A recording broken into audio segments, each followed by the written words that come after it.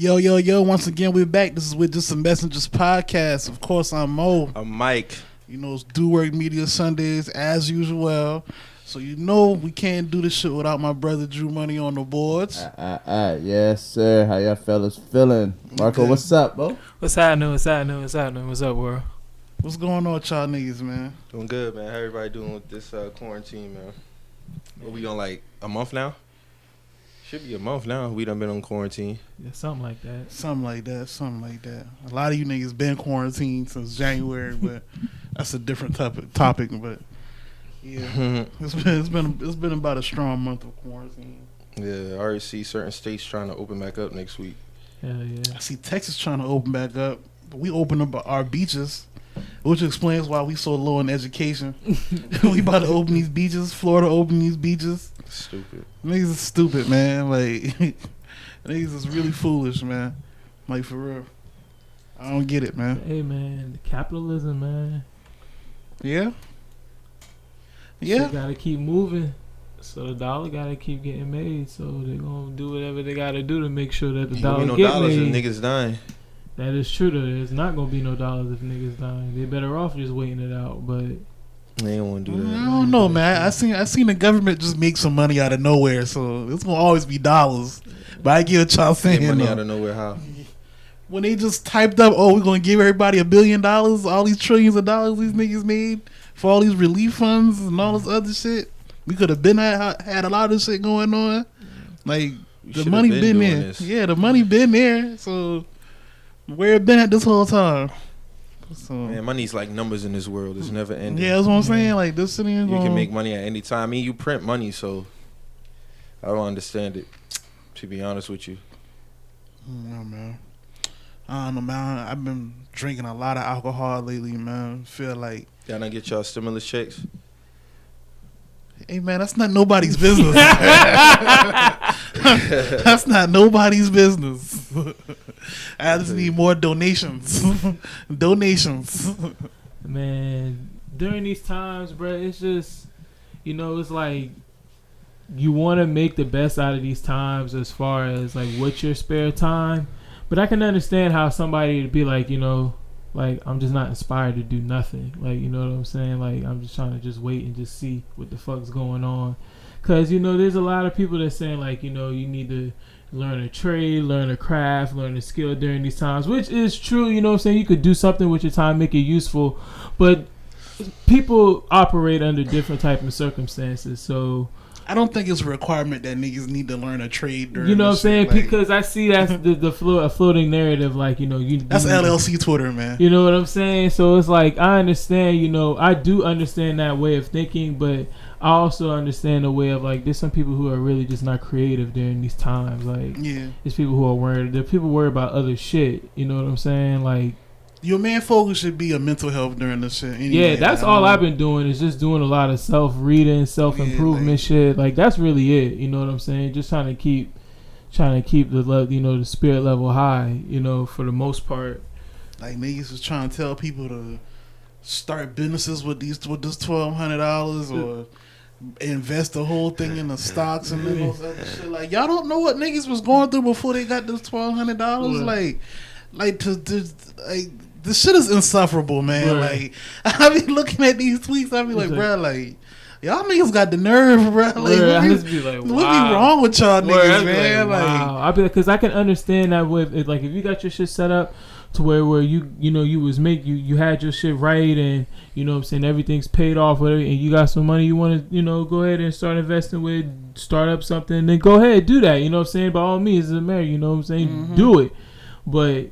Everybody is not the same. So I mean, it's not the time to be trying to start a business from the ground up. The facts is facts, man. A lot of niggas was living check to check, so you can't tell niggas to just start a business when they was probably dependent on getting this money. You know what I'm saying? So like, you can't. You know what the economy gonna be like post this shit. It's gonna be worse than the Great Depression. How we gonna tell niggas to start a business? We don't even know. Like Mike said, we don't even know what the economy about to do. Like, you don't know. Niggas might not be trying to buy your t-shirts or your whatever services you're trying to get out. Like, a lot of people trying to preserve their money. You're about to say, I would just advise you to stack your money. This is a savings economy right now. Like, you know what I'm saying? And so when things do get back right, you got a lot to play with. But I just see that narrative floating around, and it's like, damn, dog, like, niggas ain't even thinking about the first thing, which should be, like you said, your mental health, like making sure like you are alright in a good headspace, because you know you locked in the house. I can understand how that shit could get to somebody's head. You know what I'm saying? You just moving from the living room to the bedroom, the living room to the bedroom. You know what I'm saying? Doing the same shit every day. You know what I'm saying? I watch The Wire and I drink Hennessy almost every day. So it's just a lot of pot being smoked. That's it. It's just a lot of and smoke weed. It's just a lot of pot being smoked and like. But you know what I'm saying? It's just a lot. I mean, you do that, but I still do exercise though. Like, you know, I advise everybody to go out there and, you know, run, jog, some type of exercising to get yourself through it. You know what I'm saying? Because that helps me out a lot. You know what I'm saying? When I can get out for an early morning jog around the neighborhood. You know, even though I might not be doing shit for the rest of the day, I just at least know I went out and did something, got my body moving. Yeah, get outside, get some fresh air. But yeah, Mm-hmm. I mean, yeah, all that shit is true, man. As like I've been saying, man, niggas doing a lot of projecting, man, what niggas should do with their $1,200, man. Like, and that shit just crazy to me. Like, I just don't understand it, man. It's cool to be a never ending thing, but you know, make sure everybody stay safe, man, and keep doing what you're doing. Do your best to stay out these hospitals, man. Yeah. Shout out to everybody that's working in the hospitals too, man. I know a few people that's personally working in hospitals, working at pharmacies, getting people medicine straight. You know, I consider them essential too, because they dealing with people. You don't know, they coming up coughing at these kiosks and shit like that. Like, so shout out to all of y'all too. And shit. Yeah, like, you know, you don't know who you coming in contact with working in them fields. So, you know, This definitely be the wrong time to try to fuck with somebody around this time, especially if they working. Especially if you're going to get some food. Like, yeah, this would not be the right time to try to be rude towards somebody who working, especially in the food place. Word. Yeah, that's crazy. I was thinking about that. That's crazy. All right, man. So what's going on with y'all niggas, man? Like, what's up, man? What y'all been on this week? What's the new shit going on? What's good with y'all? Man, Teddy Riley got me so shitting, bro. What Teddy? I forgot about that shit, honestly. Man, this nigga just was being extra, bro. Like, I was already on thin ice with that nigga anyway, because at the fact that he talking about he wanted to get paid for the battle, and this nigga come in, you know, Babyface go in his studio, got his laptop, got his microphone, you know, headphones in, ready to go. This nigga Teddy got a whole film crew set up, 50 fucking cameras, a green room, a hype man, a DJ. This nigga got his keyboard out with the microphone, singing auto-tune along with playing with the songs, and he got the shit simultaneously playing on his website, but the sound is not picking up good on Instagram Live. So he trying to make it seem like it was Babyface who was fucking up because he had his headphones in. Mind you, now this nigga playing his songs, everything crystal clear. He get on there, everything echoing. Oh, we having technical difficulties, and like, bro, we only got like 4 songs in. So then after they played the 4 songs, them boys went to break. So Teddy looking at the comments talking about, oh, the fans want us to start over. I'm clearly looking at this shit live. Everybody saying, no, don't start it over. Pick it up from the last song. And Babyface was like, we could just keep it rolling. And, you know, he even been throwing little shots like, you know, well, I'm home quarantining, you know, so this man got like 30 people in there. Like, what is this man doing, bro? Just being lame, dog. I saw everything this morning, and from what I'm seeing, like, they actually pulled up the stream from his website, and the sound was clear as day on the website, but the Instagram stream with 30 angles, right? That shit was like the sound. The sound was like that shit was immaculate on the website, but the Instagram stream was fucking up. But I mean, either way, like, that's on him. Yeah, that is on him. Like, bro, you know, just sit in the studio. But I do think it's kind of overkill what niggas doing with these jokes, man. Like, the niggas, overkill. The niggas sound fuck up. Okay, cool. Like, niggas, like, I see. What's it's nah, because the overkill. The shit corny. Overkill. The shit corny because niggas doing all the most. Like, I saw what's the black blog that picked this shit up, and it was like, They put in their damn Twitter header and all, like they trying to clown Teddy Riley. Like niggas thirsty to make a new meme. So I guess this is what it is. Like Teddy Riley got to be the new meme or something. But I think that's the only corny thing. But he do got to take the L on the sound quality. Like I feel like he did too much. Like Babyface did. He went in the studio and played the songs. All you really got to do. Like all these battles, nobody did nothing extra. Like everybody just went in the studio. Well, I should have learned from the RZA battle because he was doing the same shit. I don't know, man. I didn't even watch the RZA battle. Who y'all think won that one? I didn't even watch that shit either. I don't really watch none of these shit. I'm gonna be completely honest with you. I watched the Sean Garrett and Dream one, and them niggas was getting a little feisty and catty. And I'm like, oh, like these two grown men at the end of the day. I'm not trying to see, niggas be shady on the internet towards each other. Like, bro, these shits be good, but niggas just gotta stick to a fucking format, bro. And like Timberland and Swiss, they made the shit worse yesterday because them niggas talking about some. Oh, I'm glad this happened. This just shows that humans ain't perfect. Like, what the fuck are you talking about? Tell a man to get in the studio, bring a laptop, and press play. You already made the song, nigga. We don't need you to perform with the song.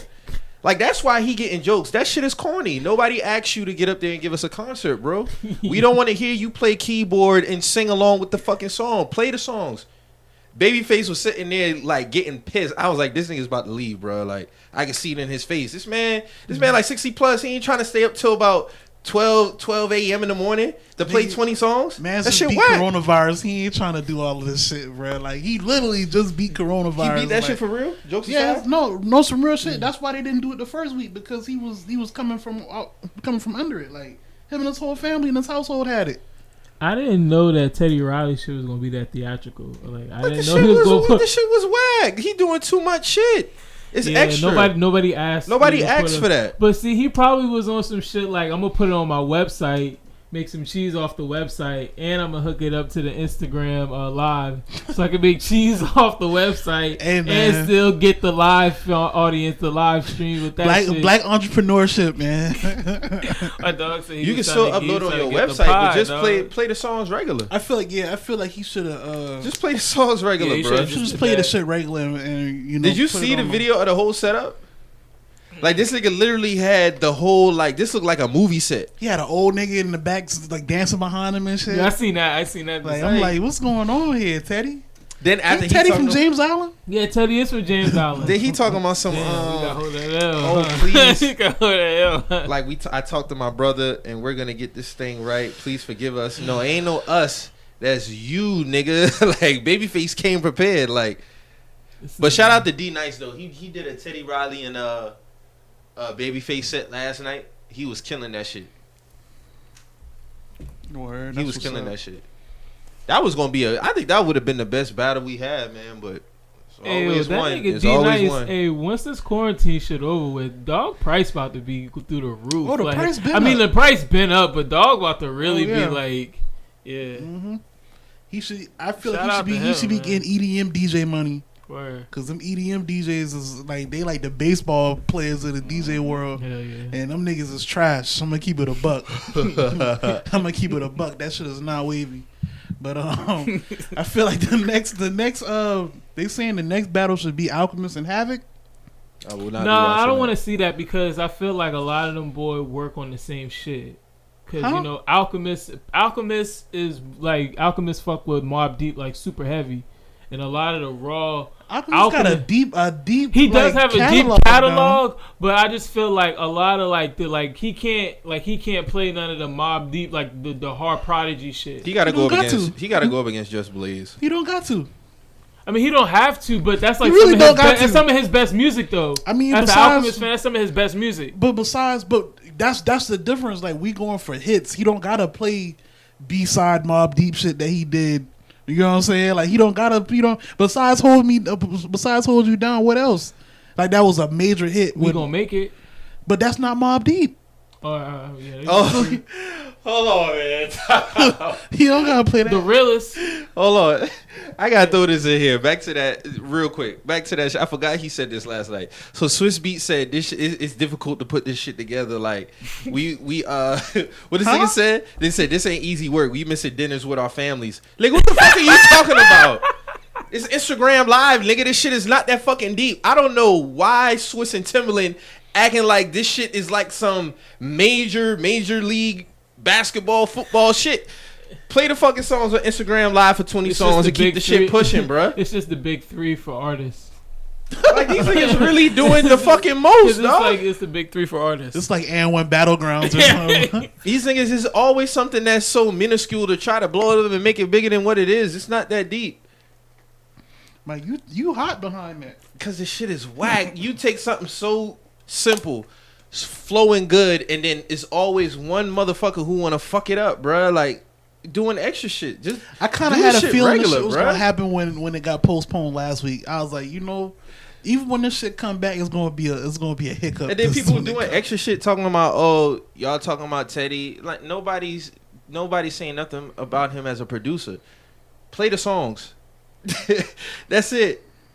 Like you already did the production on the songs. Play them. Press play. There was no need for that. Babyface quarantined in his studio. Press and play. Shit sound amazing. Playing the songs that we all love. And then you come with the theatrics.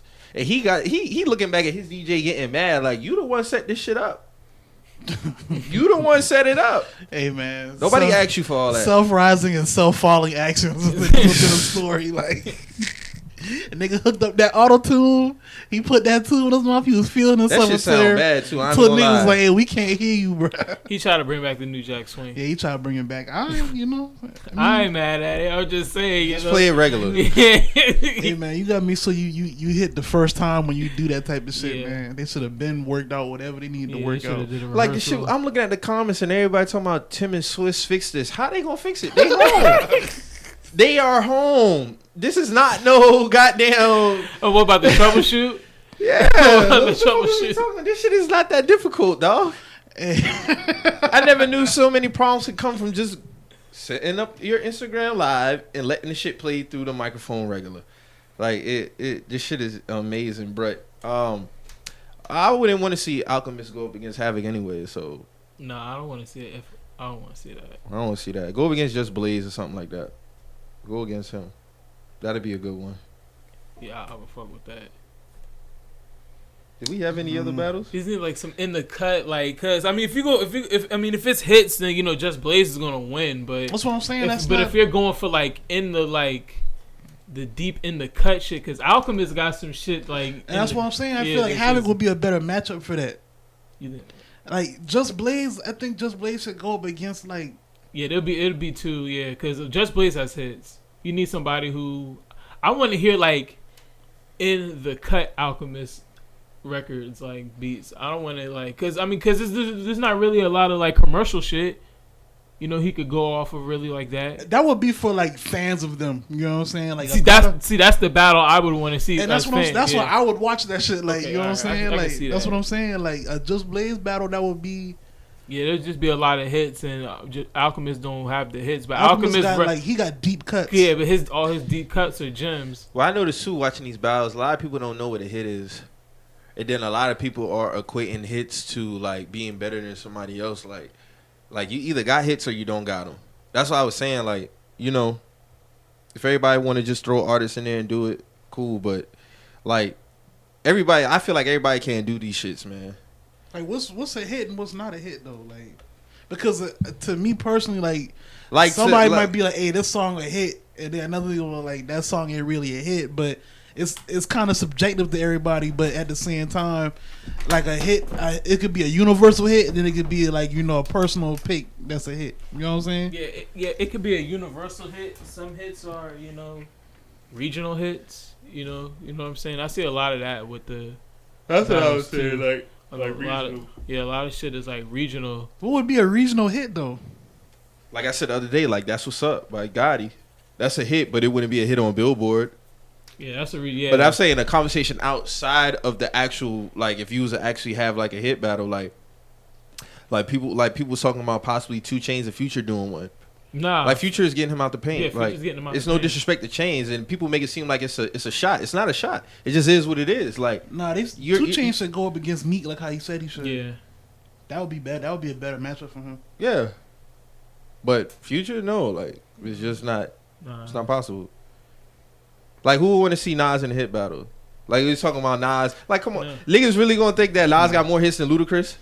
Nah, I ain't really trying to see Ludacris or no Nas battle at all. Yeah, at all. Like, no, I'm not even. I'm not clicking on that at all. I see niggas try to throw in certain songs for Nas too, as far as hits. Like, you know, those are like class. Those are like personal hits, like street hits. Like, you know what I'm saying? There might not be hits per se, like went on the charts or you heard them shits on the radio all the time, but they're like, if you're a fan of Nas and you know this song, you know this is a Nas hit. Like Made You Look, that's a Nas hit. Even though I felt like that was probably one of his bigger singles. It was. Yeah. But to like but to like the regular person, they might be like, oh, that's not like a big single. You know what I'm saying? Who would do that though? I don't thought know, Made You Look people was like that. like a hit. Like we knew that was a hit. I don't know, because there's That people like wasn't a that. hit. Like Made You Look wasn't a hit. See, Mike doesn't think that was a hit. You see what I'm saying? Why though? How? I think it was a hit. Why is that? Why is Made You Look not a hit? I don't put it on the same level as like Hate Me Now, The World Is Yours, One Mic. One Mic was a hit. I don't know. You put One Mic over Made You Look? Yeah. One Mic was a hit though. That was a hit. That was a hit. One Mic was bigger than Made You Look. It was. That's what I'm One talking Mic about. was bigger than Made You. As a person, That just because a song's bigger than another song, that doesn't mean it's not a hit. I'm not saying it's not him. I'm just saying it was a bigger song than that. That's what I'm saying. It's just you subjective. asked if you putting it over. Yes. That was your words. You said, "Are we putting that over that?" Yes. But that doesn't negate the fact that Made You Look is not a hit. That's what. That's I'm my saying. personal opinion. I don't believe it was a hit.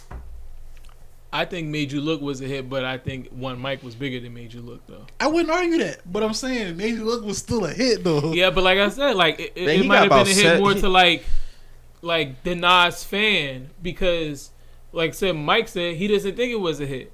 And Mike's not the biggest Nas. Mike's more. You would say, are you more of a casual Nas fan, or are you like a Nas fan? No, I would say like I'm more of a casual Nas fan. Like See I'm what I'm not. saying? It's like I know his whole discography. Yeah, I mean, of course, but is it like, did you like grew up like? Well, yeah, but because I could be a fan of somebody, but I can recognize if even my favorite artists, every song that they drop don't have hits. Okay. That's all I'm saying. Like, regardless if you a fan or not, you still gotta recognize what a hit is. You can't be like, if somebody be like, their arguing point will be, oh, you're not a Nas fan. That's not true. It's just that he doesn't have them like that. Regardless if you more of a fan or not. Like, I could be a fan of somebody and just still like recognize the undeniable record, just like no matter if you're a fan or not, I guess. Made You Look is an undeniable record though. Like, that's a hit. Like, to me, that's a hit. If he was to come to the board, what is it? How many songs is he bringing to the table? I mean, Nas I don't think Nas got 10 or 15 hits, but Nas got at least 5 solid. Oh, those are hits. Like, you know what I'm saying? And Made You Look is one of them. That was my thing. And we talked about it the other day. You would count Omi? Huh? You would count Omi as a hit with Genuine? Nah, I don't even think I listed that. When you asked me, I didn't list that, but I fuck with that song. That would be like a personal pick. Like, I would say like Ain't Hard to Tell. Like, yeah, to me that's a one. hit. That's a Nas hit. You know what I'm saying? All right, now you say, who said Nas and Ludacris? Because that's not even like, I'm not even. Man, I forgot how that conversation started, bro. I forgot how that. I think somebody else had brung it up in when I was talking about it on Twitter, and I know what it was. It was I can't remember because that shit went from Ludacris and Nas to bringing up Nelly, and he tried to tell me that what song by Nas is bigger than he said some song by Nas is bigger than Country Grammar. And I was like, there's not. You don't got a song bigger than Country Grammar. I said there's no song bigger than Country Grammar. And I forgot what song he said it was. That's no knock at Nas, but he don't got a song bigger than Country he don't. Like, he don't. And Nas, and even in saying that, Nas is still the better rapper out of the two, but he don't got a and that was another thing too. Like, people was taking the hits conversation and equating it to, just like the other day, somebody texted me. He was like, "Are these hits battles to say somebody are better than somebody else?" No, it just hits. Y'all can never stay in the pocket. Saying somebody got more hits than somebody else doesn't mean that they're the better artist. Like, Nas is better than Nelly and Ludacris. You see what I'm saying? But he does not have more hits than them. That's it. Shit, Soulja Boy got more hits than Nas. And the thing is, like, Nelly, like Country Grammar is like that's like one of his highest hits, like for anybody else, but for him that's like one of his lower like hits, like on the scale. Yeah, on the scale. Like you gotta think like EI. Nah, you're right. I would see T.I. and Ludacris. I would watch that. T.I. get him. T.I. get him. Yeah, he get him out of there. T.I. get him out of here. Oh, they was talking about T.I. and Rick Ross too. That would be a good battle. Yeah. All right, so I think T.I. would edge him out though. I think if we're going for the first hour, which would probably be like the first 20 songs, T.I. is going to get him. But I feel like the longer the battle goes, I feel like Ross would edge him out because the songs of his discography how much songs lower. we got to do? I'm sticking to the standard. Yeah, like 20. If we stick it to 20, then T.I. gets him. T.I. got him. Then T.I. got him. He'll edge him out. Yeah, edge you out. I don't think he edge Ross out. I think it's. I don't think it's an edge. I think it's a. I think pretty, Ross got him. What are you talking about? As far as hits, I think so. With T.I., nah, bruh, nah. How not? Name him. Man, ASAP. Okay. You Don't Know Me. Mm-hmm. Bring Him Out. Mm-hmm. Be Easy. 24. Why You Wanna. Rubber Band Man. Live Your Life. Dead and Top Gone. Back. Top Back. Front Back. What else, man? Fucking I'm serious. Like it's an ass. Like Ain't About the Money. Yeah, he got a lot of songs, bro. Like he got them shits now. He got them shits. So if you just even doing from 02 to 06, hits for T.I. Ross ain't really start going in until like 2010. I can't say that. Nah. No, I'm talking. To me, he took off like his that. First like undeniable like hey, this is his first album was a classic. But he had like that first major single until that 09 song. Hustling was everywhere and everybody rapped on it. That was a big BMF hit. is bigger than Hustling though. That's what I'm saying. What? BMF is bigger than that. Yeah, BMF is bigger than Hustling. That goes back to what you said.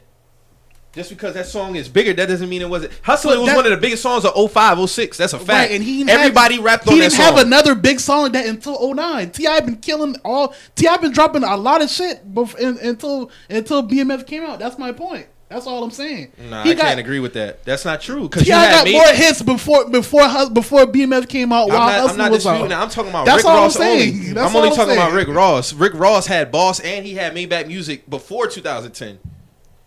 And T.I. got songs bigger than them songs. Yeah, we're talking about hits. The hits. We're not talking about what you think is personally better. We're talking about the hits. No, I'm just naming hits.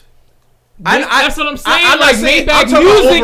Maybach Music is not like a hit. It's not a hit. It's a great song. Marcus, you're not listening. You said he didn't take off until 2010. I'm talking about. I never said that T.I. didn't have more hits. No, I'm just talking about like those. Yeah. No, those songs were great songs. Those songs were great. I'm talking about like those like once you start hitting like, you know what I'm saying? Like that stratosphere of like, oh, they're now naming Ross as like one of the top artists was around like that Teflon Dawn time, but it was like, oh, Ross is like top 10. Ross is top 5. That's when I start really hearing Ross is like in those calibers. That album, around that album. Before then, he was just a great rapper. Don't get it wrong. He had songs, he had hits, but as far as him being mentioned in like that top 5, top 10 realm for those rappers, to me it started around that Teflon Dawn time. You know what I'm saying? With the Albert Anesthesia projects and him doing all the visuals with Spliff TV. Like I used to watch all them shit on World Star. Like he had a new video every week, dog. When he called Eminem a hunky when he had the first Yeezys. Word. Yeah. I can't call 50 Cent a monkey. That's black on black racism. What about Eminem? He's a hunky. Hey man, Woodface. Let's call him 50 Woodface. Hey, but seriously though, yeah, I feel like when it come down to the T.I. and Ross shit, it would be a very good battle now. Yeah, and. You know, I fuck with Ross as much as anybody. To me, I think Ross is a better rapper. To me, in my opinion, Ross is a better rapper than T.I. But I think better artists would probably go to Ross. But rapping, I don't know. Man, Ross. I don't know. I go with Ross. T.I. rap. T.I. can rap now. Yeah, T.I. can rap now. T.I. can nice. spit. T.I. nice. It might be. But I think it's toss of a coin. In my Artistry, overall artistry, I'm going with Ross. Yeah, okay. Like rapping ability, this is a tie. They It's a about tie. right there. Like, I ain't I'll gonna give shit you on that. T.I. I'm not gonna short T.I. neither Yeah. now. But like you said, I think the overall, I have to give it to Ross. Yeah. Yeah, that rapping shit is kind of. You could go either way. Yeah, you're right. I forgot who else. Because they T.I. mentioned. is nice. Like T.I. Like if you go back to those, to me Mixtape era and all that to shit. me, Like, yeah. the first Gangsta I'm Girls tripping. in Yeah, the street they states. right there. Yeah, They're neck come and on neck. now. Yeah, because to me, I feel like T.I. some of his best rapping was on Urban Legend, dog. I feel like that's like that's his best to album. me. That's like some of his best rapping. That's his best dog. album. I'd say it's between that and King. I feel like people say King his best album because of ATL. That If song, ATL that, wasn't what you know behind it, it about would that have been was his that was best a big album. that was a big single. That was a huge song. That was a huge song for him, but King not his best album. That's one of my favorites, but it's not his best Urban album. Legend by far. Yeah, is to me, Urban Legend and trap music are my favorite too. I'm Serious is a strong debut album, but it's not his best album. It's a strong debut. You know what else when is you a listen to slept on T.I. Album? Paper Trails. That was Paper good. Trail was a good Paper album. Trail That was a good That was album. a good That was a album. good album. After that was it. Yeah, man. Yeah, after that, I was it. Yeah, after that was it. He had a good run though. He had a great run actually. From 01 to 2010. 9 strong years in the game, dog. And this is within going to jail like numerous of times. Twice. Or, Going to jail twice. Yeah. Got the Jay-Z the South tag. Claimed the South on his own. yeah. Ended the Lil Flip's career. That nigga, ayo. I was going back. I was showing Alex that beef DVD yesterday, and we was watching that shit. thing? Yeah, I watched number 3. Yeah, that shit like an hour. I 30 forgot how minutes. funny that shit was, bro. Lil Flip was going off on that nigga, Hey, dog. show the tape. nigga say, Going to jail for tickets, man. nigga say you. I got in the booth for anybody. I done did songs with what do you say? Cameron, With Cameron, with Destiny Child. Destiny Child. This nigga whole album about crack. They going to jail for tickets, man. I was like, y'all can pull up my whole rap sheet. Don't talk, pistol charge, don't This talk. nigga say Lil Flip. Tickets, Nigga went to man. jail for tickets, Tickets, man. man. Come on, gangster. Come on, gangster. Bruh, I forgot how funny them DVDs was, bruh. Yeah. Y'all know it's another funny DVD? The game Stop Snitching, Stop Lying. Oh my god, the fat rat? Hey, I found that DVD because I bought that shit from FYE Me in too, dog. high school. I went and bought that shit. I found that shit recently when I was cleaning up. Dog, that DVD is comedy, bruh. Yeah, dog. That Stop Snitching, Stop Lying was hilarious. Hey, That nigga said red. This nigga only had the game crazy, man. niggas is red. Yeah, that shit was crazy. Hey, bro. That nigga game beef with everybody, bro. Hey, bro. That nigga, wherever that nigga Fat Rat is at, shout out to Fat Rat. Fat Rat been dumbing through that whole DVD, dog. Nigga said because you like sausages. Hey, what's the top beef like in our culture? Like, Jada and Beans. nah, I would say that because they actually wanted to kill each other though. I would say that. The one that didn't make no sense was Nelly and Chingy. When I saw that shit pop up on there, I'm like, I forgot about this one. Nah, Nelly and KRS One made no sense. Yeah, That one didn't make sense. Yeah, That Nelly didn't and make Chingy no was just stupid. Yeah, but that KRS One, he was just hating. It's like it's like nigga like This is what I'm talking about. Something. Oh, I'm not saying that Nelly's can't be on the radio. I'm just saying it could be both, and it's more of Nelly's being like, nigga, just say that you trying to stay relevant and keep it pushing, bro. Like, wasn't that like what 2000? yeah, it was right when Country Grammar came out. 'Cause And he was cause- talking about that shit. This Nelly- is what's wrong with hip hop now, and Because all kind of shit. Nelly cleaned that nigga up on that Rock the Mic remix. And he cleaned him up on number 1. Cleaned him Yeah. up, talking about you the first nigga with a rapper's pension. Cleaned that nigga the fuck up. Like, why was KRS One trying to beef with That this started man? that Like, trend, bro. That started that trend. That elitist bullshit. All that shit. That shit started back then. Nah, it started when Andre cursed the North. That's when it started, the Source Awards. Because that's when Andre was like, damn, like y'all don't fuck with the South, like y'all ain't fucking with us. All right, and now look what's going on. Put the hex on y'all, boy. Yeah, threw the hex on them niggas. Shout out to Andre 3000 for that. That nigga Nelly said niggas talking about real hip hop be the same niggas that albums flop. like, oh shit. Hey, shout out to Nelly, man. Word. He cleaned that old ass Force nigga Ones, up out of man. here. That's Forever that one classic. KRS-One album, bro. I mean, I understand his legacy. I Yeah, understand, I understand his pedigree. it. Yeah. But, you know, get up out the way. Like when I dog. first started listening to rap, like that was one of the people I got introduced to. Oh, but- yeah, of and that course, was but- it. Like, you know what I'm saying? Like, I But ain't, today in 2020, I'm not Yeah, popping ain't in nobody his popping old in. shit. Yeah. that's not even no disrespectful shit. It just is what it is. A lot of them boys be trying to like really like talk about this. I call them time of the essence niggas. Like the niggas, the niggas all every time like niggas want to like even with the RZA and Premier? Time of the Premier essence. battle like Michael Rappaport talking about This is something real hip hop. This is real where hip-hop. you notice no whack rappers are in here. I'm like, bro, you think you can say something because you did a fucking documentary? Like they be overstepping their boundaries when it come to shit like that, bro. Like. That's Shit just is white whack. people. That's white people like Rappaport. Like No, but just It like be niggas, yeah. just like yesterday, somebody gonna say Mobb Deep album is better than every Outkast album. That's not yeah, true. that's they had all 6 Outkast albums, Neil, and they had Hell on Earth over all of them shit. And I'm like, bro, like y'all on some corny shit, bro. Like, Yeah, that's come on, corny bro. shit. That's corny shit, dog. That's not ET even Aliens is better than that album. exactly. Stankonia is better than that album. Stankonia is an all time like music album. Period. To my favorites are AT Aliens and Aquemini. Equipment better too.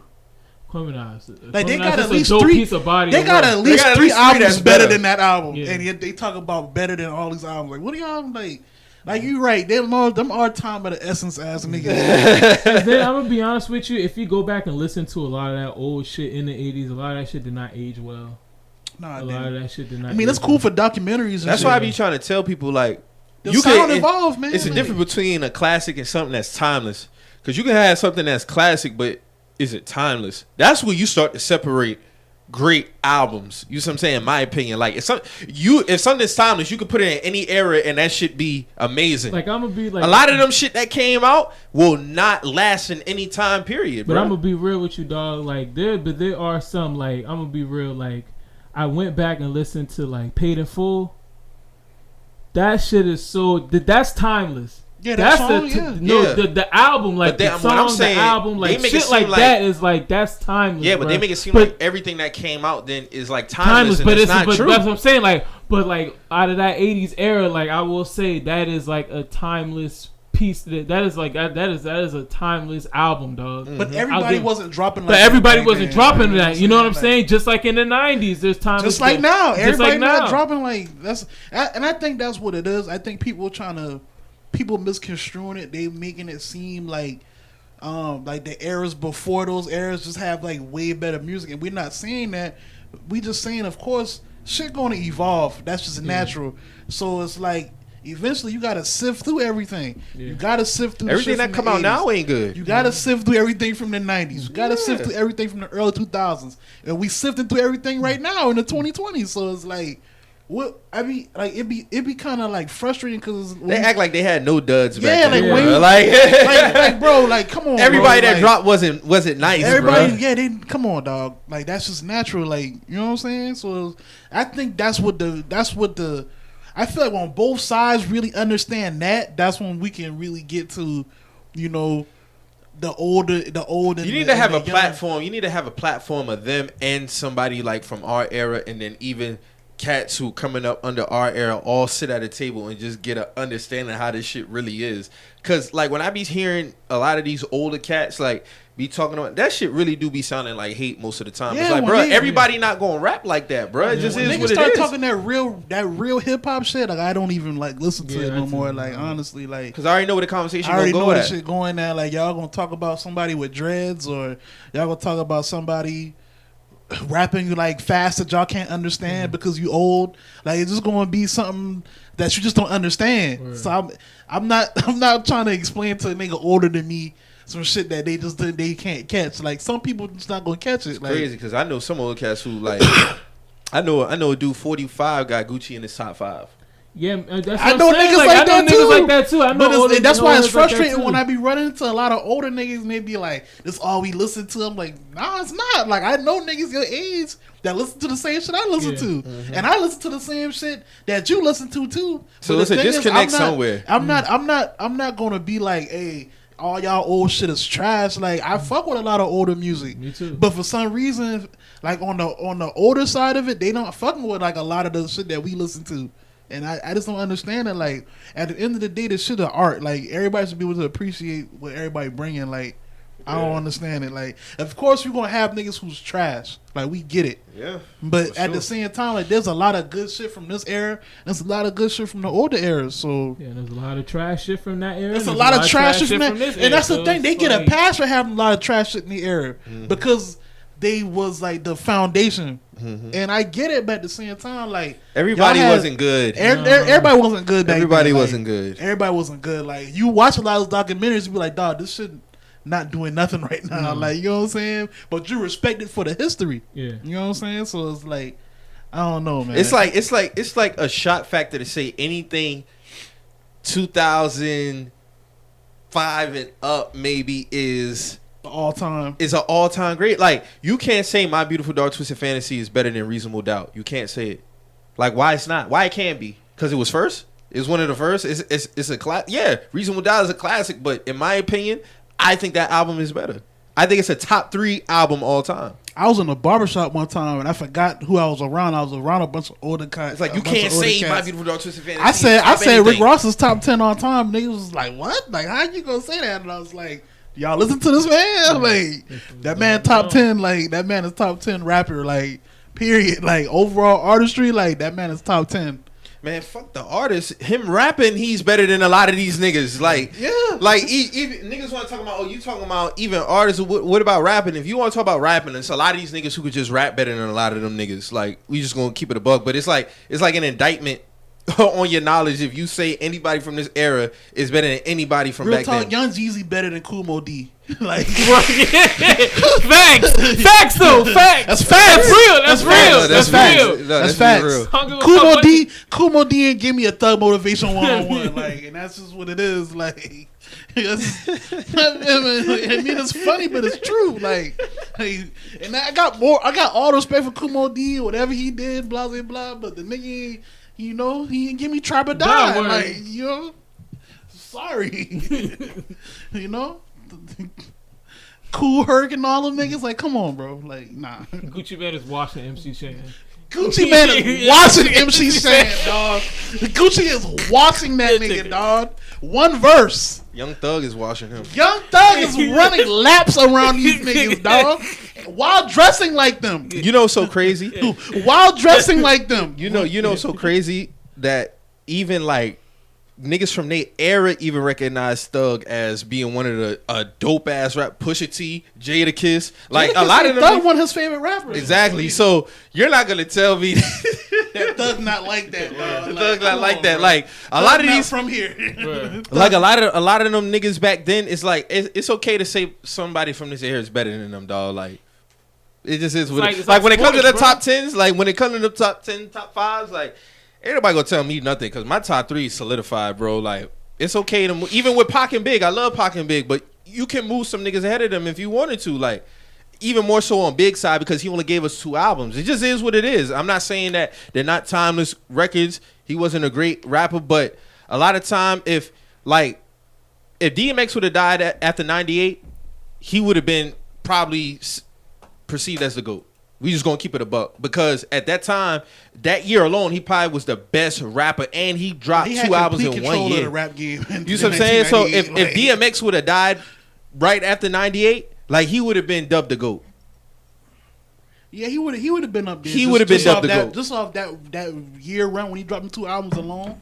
Yeah, he would have been up there. Yeah, because you gotta think niggas was actually going in stores buying shit back then. Yeah. So like shit kind of meant a lot more. Like sales meant a lot more because, like I just said, like niggas had to actually like plan a part of their day of going to buy your shit. I remember that was when albums used to come out on Tuesday. Yep, that was media day. So media games used to come out on Tuesday too.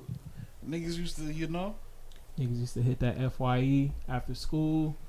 Shit, let me get. And by that next month, with Double XL or Source rating these albums, so shit was just different back then. I got us a quick question. What article made y'all buy an album? Like, let's say like you're looking through like Double XL or something, or you're looking through the Source, and you'd be like, you see an article or you see like an advertisement for an album, be like, oh shit, I think I'm gonna check that album out. I can't say that I ever had You that ever moment. did that happened with me. No, that happened with me a couple times. Like, I mean, I read them, but I couldn't be like, oh, this article made me go buy an album. I can't say that I ran across one like that. I asked my mom to buy me that Takal 2000 album. Yeah. After I saw the little shit, nigga, because you know that was like around the Y2K era, like time. Yeah. We thought like the world's gonna end, and like the ad for that shit was like a fucked up ass city. And that nigga was coming. I think he was coming down on a cloud or some shit like that. And I was like, "Hey, this shit look kind of hard, bro." Hey. So I asked my mom to buy me that album. My mom bought me the Ghetto D Master P album because I was a huge Master P fan. She bought me that shit because I just based off ads and shit like that, like seeing coming soon in the booklets and shit. Like, so yeah, of course, all the time. I would say I think when I was younger, I actually saw the Alchemist, like the first Infantry. Before I heard the Hold You Down song, I saw the ad first. Like the green background and shit. I'm like, oh, this shit look hard. Then I heard the song, so that shit really made me want to go buy the album off of that cover. And then I heard the song one time. Yeah, Alchemist is one of them niggas, man. Air Force One legend too. Hell yeah, that was like the first ad. And then I remember Double XL. I remember the G Unit cover that had Double XL on there. For the Beg for Mercy album? Yeah, the Beg for Mercy. Where all them boys was standing like back, like line up. I remember that shit. Hell yeah, that shit big ass, bro. Double XL has some classic covers. I think I got most of them magazines too. I think I got an ass of magazines, bro. If y'all follow me on Instagram, I'm gonna go through my stash today. Man, bro, I used to collect slam magazines when I was younger, bro. I had literally a fucking suitcase of them shit. I used to subscribe to them shit. It was like $12 for the. Them shit still might be. My brother actually might have them shit, bro. Cause I had like a stack of slam magazines and I have a stack of basketball DVDs. I'm talking about NBA Ankle Breakers. Yeah. Like all like the One Love like high school basketball DVDs. I had all them shit, dog. I had like the Michael Jordan pack that had like the Come Fly With Me. I had them on VHS. I don't know where them shit at though. I had like the little DVD. Michael Jordan's Playground. Yeah, Michael Jordan's Playground. All the little DVD pack. I had all that shit, dog. Yeah, I had them shit on VHS. I don't know where them shit at though. Them shits used to go up. I need to go back to my people's house and see if I can find them shit. I still got my magazines though. Like I hope I didn't throw them shit away, man. I think I still got like Murder Dog magazines and all. Like, I gotta ask for shit, bro. Remember Ozone magazine? I got a couple Ozones. I don't really used to get into Ozone like that. I should have got more Ozones, but I've been focused on getting like all of the double XLs and shit. They had an ass of classic covers back then, man. Yeah. So I've been trying to get them shits like the. You know, I think I got the Webby Ozone, the double with Webby on one side and Ross on the other side. Yeah, I remember because Ozones used to be double sided. Yeah, I remember that. So I think I got a couple of those. I don't got a lot of Ozones though. I got an ass of double XLs and Vibes and Sources though. It's crazy to see how the Twitter accounts is ran now though. Oh yeah, this is disappointing. Honestly, very disappointing. It's disappointing. Like I get it, y'all gotta convert to social media, but y'all not hiring niggas, bro. Like y'all not hiring niggas, like, or at least thorough niggas. Like y'all got like some, y'all got interns. Like I don't know what the fuck y'all. Shit, whack. So what y'all think about Baby album? I think it's trash because he tried to switch up. He listened to Twitter.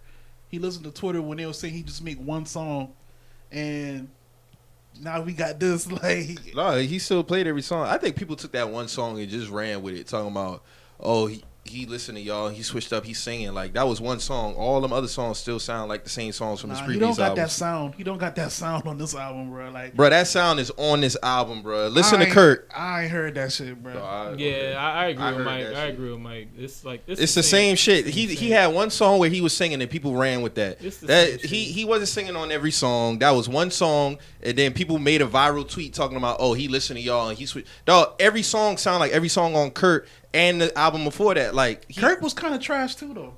Yeah, because it sounded the same as his previous album. The first two albums was hard though. The blank tape, blank shit, and the Baby on Baby. Baby on Baby, yes. And then after that, Kirk and downhill. This is trash. Like this is trash. Because all his shit sound the same. All his shit sound the same. That Kirk sound and this sound they're more similar than the other two. That's what I'm saying. Them shits is trash. These two shits is trash. It just, for me, his music doesn't have like good replay value. Nah, That's what's starting to get to. It just doesn't. It's like you listen to the album, you might listen. You to listen to that shit when you drunk about to go somewhere. Like you heading out the house. Like you just trying to hype yourself up. That's like, it. That's it. Yeah, and the thing is, like, he can rap, but bro, like, switch up that like, fucking sound, bro. Like that's like mall boutique music. Like, you know what I'm saying? Man Alive music. Man Alive. Like he really doing the same song over and over and over. Hey, yo, did you just say that's Man Alive music? That's Man Alive and Zoomies music, bro. Like the shit with Meg and Ashanti wasn't even. That might have been the best song, and I ain't saying much because I felt like I heard that song before. That is CSU college music. Yeah, CSU, like, you know. Yeah, you know, Winthrop music. We can keep going. You can insert a lot of colleges that would be the babies, like, you know, that's him, like his core fan base. Drew shaking his face. It's Coastal Carolina music. Hey, let's all right. Spartanburg music, like, come on, man. He gotta do something though. Nah, that shit is whack. Yeah, he wildin'. He falling off. Who else dropped something? Westside. Oh, Westside Gun. I fuck with that. I fuck with the album, but you know, I'll say this. Good album, but I can't take that shit. He's good. He's good at putting shit together. Like he's a good like curator. You know what I'm saying? Like his he can put. He know how to do that shit. Like I'll give him that. Like if you know what I'm saying, you know what I'm saying. Yeah, like he knows how to put. He knows how to put that shit together. Cause I heard people saying like he the best on Griselda, and I'm hell like, no, hell no. Said that? I saw a few tweets saying like Westside Gun is the best on Griselda. Like somebody told me that shit is an instant classic. No. All right, see this is what I'm talking about. Like fan shit.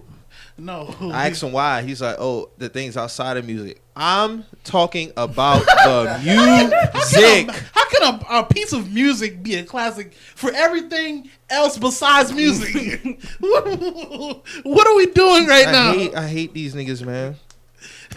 It's a classic. It's a classic album for everything besides the music. Y'all hear that? Yeah. I don't know what the fuck this nigga's talking about. What that even mean? Word. What did that even mean? More than one nigga told me that too. To me, he puts the best overall projects, like as far as like most of putting it all together. He's the best at doing that. Benny's the best rapper. He's clearly the best artist and rapper out the and Conway and Benny or Conway are the best rappers, and then it's Westside. But Westside Gun puts together the best projects overall. I'll give him that. I can't say that.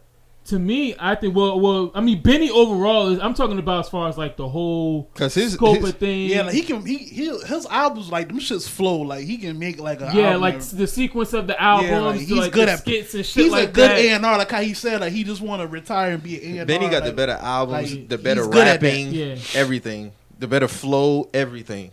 I mean, but at the same time, it's like, bro, work with everybody. Well, he touches all the projects, so. Whether you like it or not, there's gonna be some of Westside Gun and all them boys projects. He's the A&R. Like he's sequencing the albums. He looks over the whole like shit. When we talking about that, then you still gotta credit him.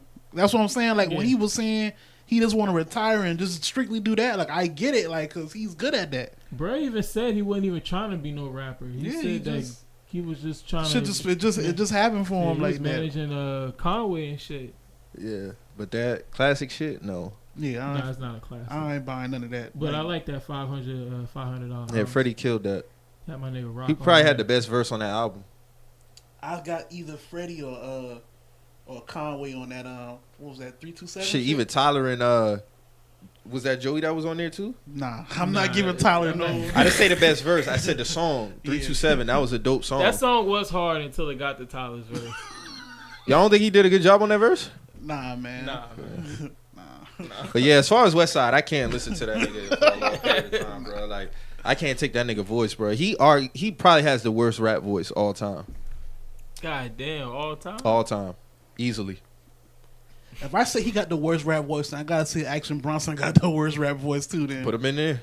because they rap, they sound damn near like. Hey yo, them boys said that Westside Gun sound like dogs off a house party. The nigga He do. They're gonna kick his fucking Yeah, ass. he sound like when you rap. That's exactly how he sound. He do sound like that though. He do. Yeah, he definitely sound like that. But I fuck with dog music though. you can seriously sit there and listen to that shit for a long period of time, like his rap voice. You can listen to that shit. No, you can take that shit. Yeah, I can take. It's not though. It's not that bad. No, that It's shit like, is bad. Not It ain't like on some. because he don't sound like that on all his records though. He don't. Bro, he literally sound like that on every song he rapped on the album. Man, look, my favorite. You can't change your voice. My favorite Westside Gun project is that Fly God is an awesome guy. That's my favorite Westside Gun project. To me, and he don't be and like. I just like his whole like the way how he puts everything together. To me, the songs are dope too. Like to me, the songs are dope. Like I fuck with dog music. You know what I'm saying? I don't got a problem. That's what I'm saying. I fuck with. I'm not saying a nigga trash or nothing like that. No, like, the voice is just trash. Like, I can't take the his voice. His voice is just kind of like I gotta take him in doses. Yeah. In doses. Like I can't. No, I'm not. I sitting fuck with there. bro now. Like Conway and Benny, they get it. You know, no problems. But Westside, no, I just can't. And it's no shot at him as an artist. Like I say he put out a very good album, but I can't sit there. I can't listen to his voice. I just feel like if you listen to Ghostface, then you probably like Westside Gun. I like Ghostface, so that's why I just can't say I can't listen to the nigga, but I gotta take him in doses. Like, I gotta take Ghostface in doses too. Yeah, so I do. Like, it's I'm the lying. same Ghost sometimes will lose me when I was young. I used to try to listen to Ghostface and be like, "Yo, this nigga losing me, dog." Yeah, well, when you younger, yeah, like, I was like, "This nigga losing like I me, hear dog." niggas say that Ghost is the best out of Wu-Tang, and I'd be like, how? He has the best discography out of all them. Hold on, huh? Ghostface got the strongest discography out of all of them. As far as individual albums, dog, he has the best. Think about it now. If you listen to the Wu-Tang albums, Ghostface got the best discography out of all them, boy. Like front to back projects, dog. Front to back projects. Got like 3 classic albums, right? Man, I'm talking about the classic albums, the shit he do with Doom, like. Oh yeah, I'm forgetting about. You know what I'm saying? Like he got the best discography out of all of them. To me, he got the best. I forgot about them Doom projects and the and he got a project with Knowledge too, or was it Knowledge or Quasi? Might be Quasi. I can't remember, but to me he's got like when you talk about like Iron Man, Supreme Clientele, which is a super classic. Pretty Tony, to me, classic in his discography. Big Dope Rehab, Fish Scales, like those are like 2000, 2005, yeah, 2006. Like, but them shits was still hard too. Like those were still great records too. Mm-hmm. I wouldn't argue that. I was gonna say Method Man, but Method Man don't really got that much. No, I'm trying to say like if you keep going, like Ghostface puts out really good projects. Out of Wu-Tang. Out of Wu-Tang, he puts out the best projects. Yeah, I wouldn't argue that. I mean, people might say Ray's he's not the better rapper, but he put out the best. I mean, Ray's probably the best rapper from Wu-Tang to me. You think Raekwon's the best rapper out of Wu-Tang? Raekwon or GZA? Just rapping wise. Method Man. You think Method? Method Man is the best out of Wu-Tang. He's the best rapper. Then Raekwon. Honestly, and I love Raekwon. I'll go Raekwon. I love Raekwon, but it's Method, Raekwon, then probably. Method Man, like total package of rapping, Method Man. Total package, yeah, you gotta give it to Method Man. If you got the total package, but as far as just rapping ability, yeah, it's Method Man. I'm going Raekwon. I put it like this. If you put Raekwon on the What song with Biggie was going to wash him. Method Man damn near got the best of Biggie on that song. Mm-hmm. Sure. Biggie was probably going to wash Raekwon on that song. I wouldn't say that. He's probably going to wash Raekwon on that song. You think so? He was probably going to wash Raekwon on that song. Method Man damn near got the best of that. I mean, Method Man verse was hard. They went back and forth. Yeah, I know. This shit was hard, but I honestly, to me, I just think that Raekwon's a better rapper. I mean, it's all subjective at the end of the day, but me personally, I love Raekwon, but he number 2 out of all of them. Who's dead last out of all of them boys though? Yo. All right, no, we're not gonna do that. We're not gonna do that. This nigga here. All right. Who's it, Mike?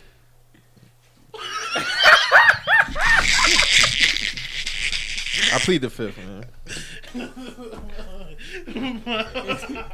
Nah, Mike, you wanted to say something, Yeah, bro. Like, I was saying that, man. Who you think the best? I mean, the worst. probably like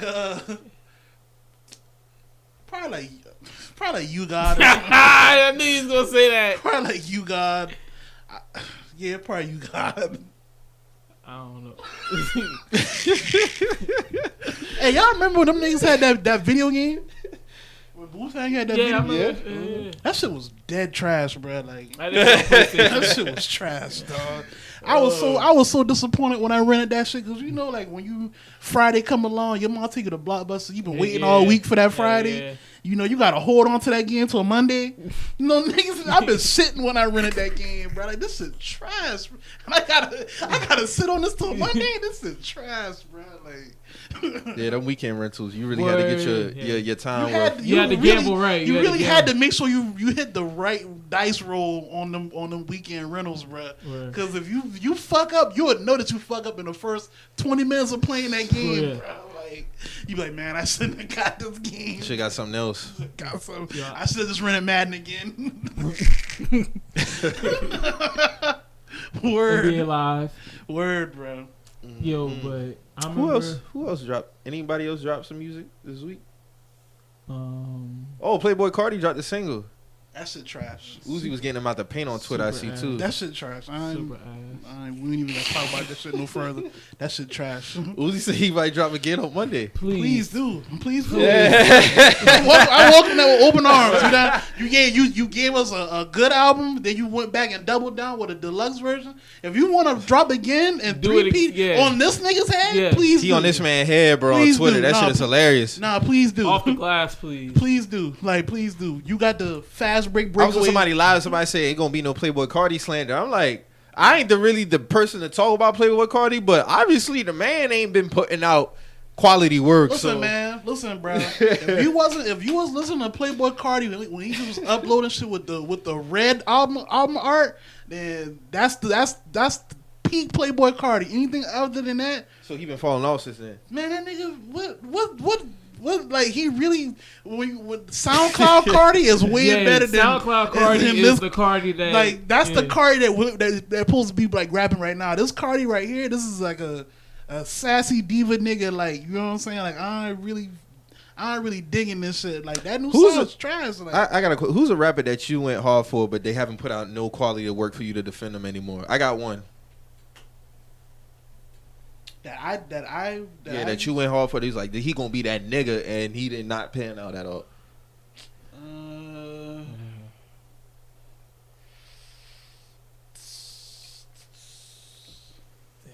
Damn, that's a good question. Because it's a lot of niggas, bro. Like when you really think about it, like it's a lot of niggas. Even like that guy that had like that one mixtape when he first dropped, and that shit was hard. And then after no lie though, I thought Rich Boy was gonna be one of them niggas, bro. And I really feel like Rich Boy is like as a damn good rapper, but he just ain't never really panned out like that. Like to me, Rich Boy, it seemed like Rich Boy ain't really like he didn't care to be famous. But he had good quality. Yeah, but he had good though. music. Like, that nigga but was he nice. Didn't care to be famous though. Like even like his mixtapes and shit, like them shit's hard. Like them shit hard.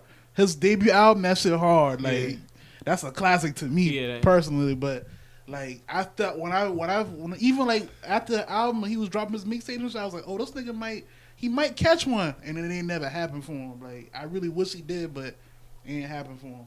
I would say Rich Boy. What about you? Damn, that's a good one, man. Because there's a lot. There's a lot of niggas. There's a lot of niggas, dog. I thought those gonna be hot, but I'm trying to think of somebody who I don't got a lot that I think that was gonna be hot that didn't pan out. Somebody who I got one for sure though. Well, who's yours? Sci-Hi.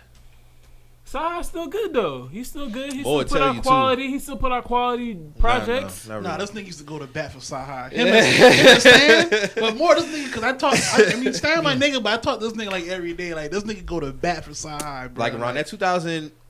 11, 12 time. Yeah. And then he just wasn't putting out no album, Then he put out certain mixtapes that was dope. But then like over the last 5 years, what has he done? He gave us one album. Yeah, he gave us one album. He do consulting for good music now. Yeah. That's about it. I thought he was gonna be like that consecutive year nigga. Yeah, I feel. Wasn't he on a freshman class? Yes, so, 2011. yeah. We was what? Meek, yeah, YG, he was, Mac, Yellow Wolf. That was the best mixtape. I mean, that was the best freshman class, 2011. Nah. Yeah. I'd say like that 09 where it was Nipsey, Boosie, Wiz, and all them boy. That's like 07. that was like 06. That was Hold on, Boosie. man. That was Nah. Boosie, Rich Boy. 2011 had Kendrick, Meek, Big Crit, Mac Miller, YG. That class Let me had see. what? Diggy Simmons and shit. Yeah, but every class had one nigga that was like an outlier. Like I that would- class, to me, quality I wise, would go was. to- I would to me. I would say like 09. 09 had like Nipsey. It had Freddie Gibbs. It had Wiz. I think OJ Nah, the Juice 2010 was J. Cole, Pill, Nipsey, Yeah, that's the one. Freddie 2010, Gibbs, Big 2010. Sean, Wiz Khalifa, OJ, J Rock, Fashawn, and Donis. Yeah. Then 11 was Meek Mill, Big Crit, Sci-Hi, Lil Twist, Yellow Wolf, Fred the Godson, Mac Miller, YG, Lil B, Kendrick, and Diggy. So they kind of balance each other out. I get the edge to 2011. I said I'm gonna go 2010. 2010. I'm bro. going 2010. I'm sorry. 2010. I'm gonna go 2010 just cause Lil B on 2011. I don't really fuck with bruh. But Yeah, Who- no more love for what's- the bass what's- card. who's your pick though?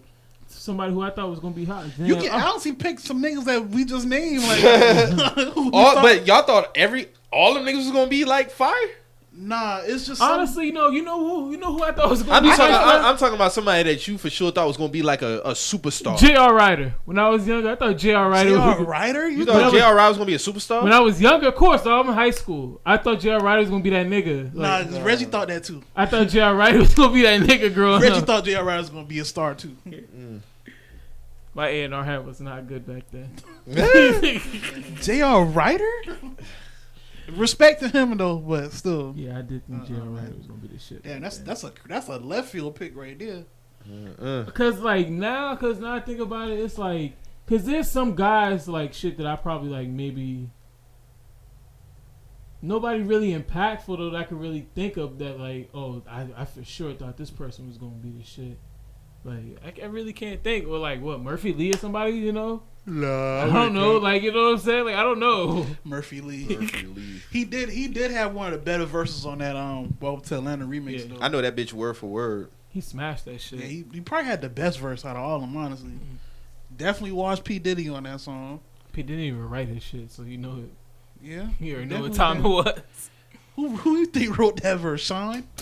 Nah, hell no, Sean did not write that verse. Who wrote it? Probably Loon. Yeah, Loon That was a probably Loon wrote that verse. verse back then. That's a Loon verse. Loon wrote that. Hey, bro, you seen that? There's been an old video where Loon was pressing Jim Jones. Oh, he was on the block talking and Yeah, shit. He was like, "Nigga, you don't even come on this block no more." Like, yeah, I remember that shit. Loon really hated. Ain't he a that Muslim nigga. now? Yeah, he was always a Muslim. Mhm. He hated. He got a Dipset, new bro. name, don't he? Cause usually when them niggas turn Muslim, they get a new name. No, he still go by Loon. He was a Oh, okay. Muslim way back back then. Like he then. been a Muslim. Like I know Sean changed his name. He's an Orthodox Jew. yeah, Oh, for real? he's Yeah. Jewish. Oh, okay. Shout out to Sean, man. You ain't gonna believe somewhere. Yeah, because since P Diddy got that man deported and shit, you know what I'm saying? When I first heard that nigga, I thought Biggie came back. No lie. Yeah, that is somebody who we thought was gonna be a star. He was supposed to though. He was supposed to. He was supposed He to. was supposed to. He was supposed to that one night. You know what I'm saying? Yeah, I ain't lying, man. Then Gorilla Black came. You know, Gorilla Black definitely sound like fucking Biggie. You know this nigga get him up off some like And he from the West Coast. That was crazy. he get him up off some like some fraud shit. Yeah, That nigga I trying to remember go that for the shit. gusto. he ain't had the proper methods, man. He should have met Casher Quan. He would have been all right. You know what I'm saying? Oh, you know what you want? You know what battle that caught heat on Twitter that a lot of people was debating? Travis Porter and Migos. That's And not I a fuck debate. with Travis Porter, but Migos is getting them out Nigga, the paint. that's a 4-game sweep. That's a 4-game sweep, dog. And this is not no disrespect to Travis Porter because I fuck with them boys. I used to tell Mo I fuck with Travis Porter more than Migos, but they don't got the hits. They don't got hits, and it's obvious because they would have still been. They got around, some fire tapes, but nah. But them shit don't got no hits. Dog, the first YRN tape.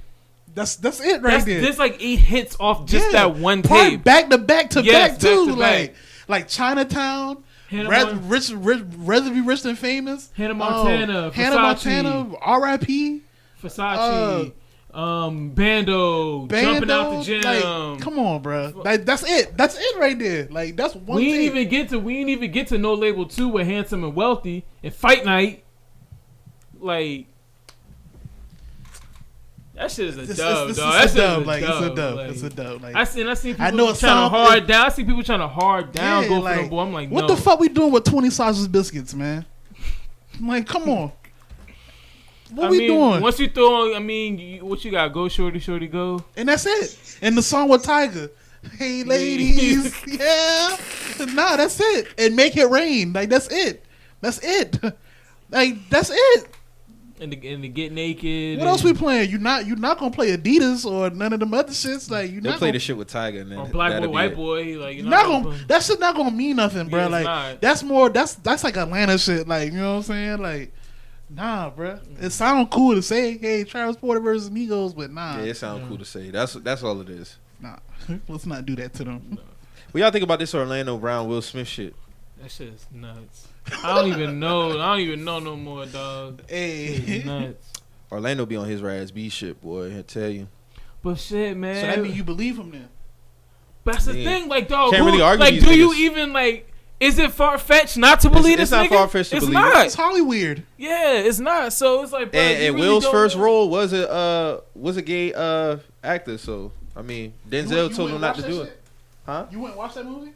No, I know about Philadelphia. No, it was yeah, that's what it's called, Philadelphia. Yeah, no, it's called 6 Degrees. 6 Degrees of Separation. Yeah, 6 Degrees of Separation. That Philadelphia movie, that's Denzel Washington's movie. Oh, okay. And he was against gay niggas in that movie. But yeah, I don't know, man. That whole it's Hollywood, man. And then like the whole Quincy Jones shit. What Quincy Jones shit? Tupac was calling out Quincy Jones when he died too. And that's crazy. He was dating his daughter too. Like that shit crazy. He was calling that man gay and shit. Yeah, he was like he said Tupac was like Quincy tried some funny style shit with him in the studio one time, and he was like he just got up out there before he ended up beating one of them up. Yeah, he said that before he died though, right? Yeah, he said that like a couple years before he died. That's what I'm saying. Like that, I thought that was crazy because he said that he was dating his daughter. Like that shit crazy. Like that shit crazy, dog. Like so basically, she was Yaya and he was Floyd Mayweather. I mean, NBA YoungBoy. Oh yeah, no. That's why Tupac could not have a Twitter or social media back in 96, 95. He would have been exposing a lot of shit. Yeah. Dog, imagine Tupac with an iPhone 11, bro, in 1995. Going live. Nah. He would have dropped Hit Him Up on IG Live. And that shit would have went viral quickly, dog. Yeah, he wasn't doing no typical drop. He would have dropped it on Instagram Live. Y'all ever hear the story that what's bro name from Goody Mob, the nigga with the afro? Gip. He talked because they heard Hit Him Up before anybody heard it. Because Tupac used to like basically live in Atlanta. Yeah, I know. So like this nigga like he was cool with them boys. He told them boy to come to the studio. He was like he about to drop it, and he was like after the song went off, like the lights start flickering in the studio, and everybody just got quiet, even Pop, and he was like, man. He wanted to say something. He was like, man, I want to tell Pop not even drop that. I don't drop that song, bro. I want to tell him to drop that song, but like the whole energy in the studio just went left, bro. Like, he was like, man, y'all, because you gotta think like shit like that. Like it's light to say now. You know what I'm saying? Because people just people got no filter back like right now. But to get on wax and be like that on wax back then. Nigga wasn't that was major. Like nigga wasn't like going that far with the disrespect like that. Like no, he came out the gate swinging. That's what I'm saying. So it's like when they heard that shit, everybody got quiet. Like that shit was shocking. They was trying to take that shit in there. I was like, bro, like huh?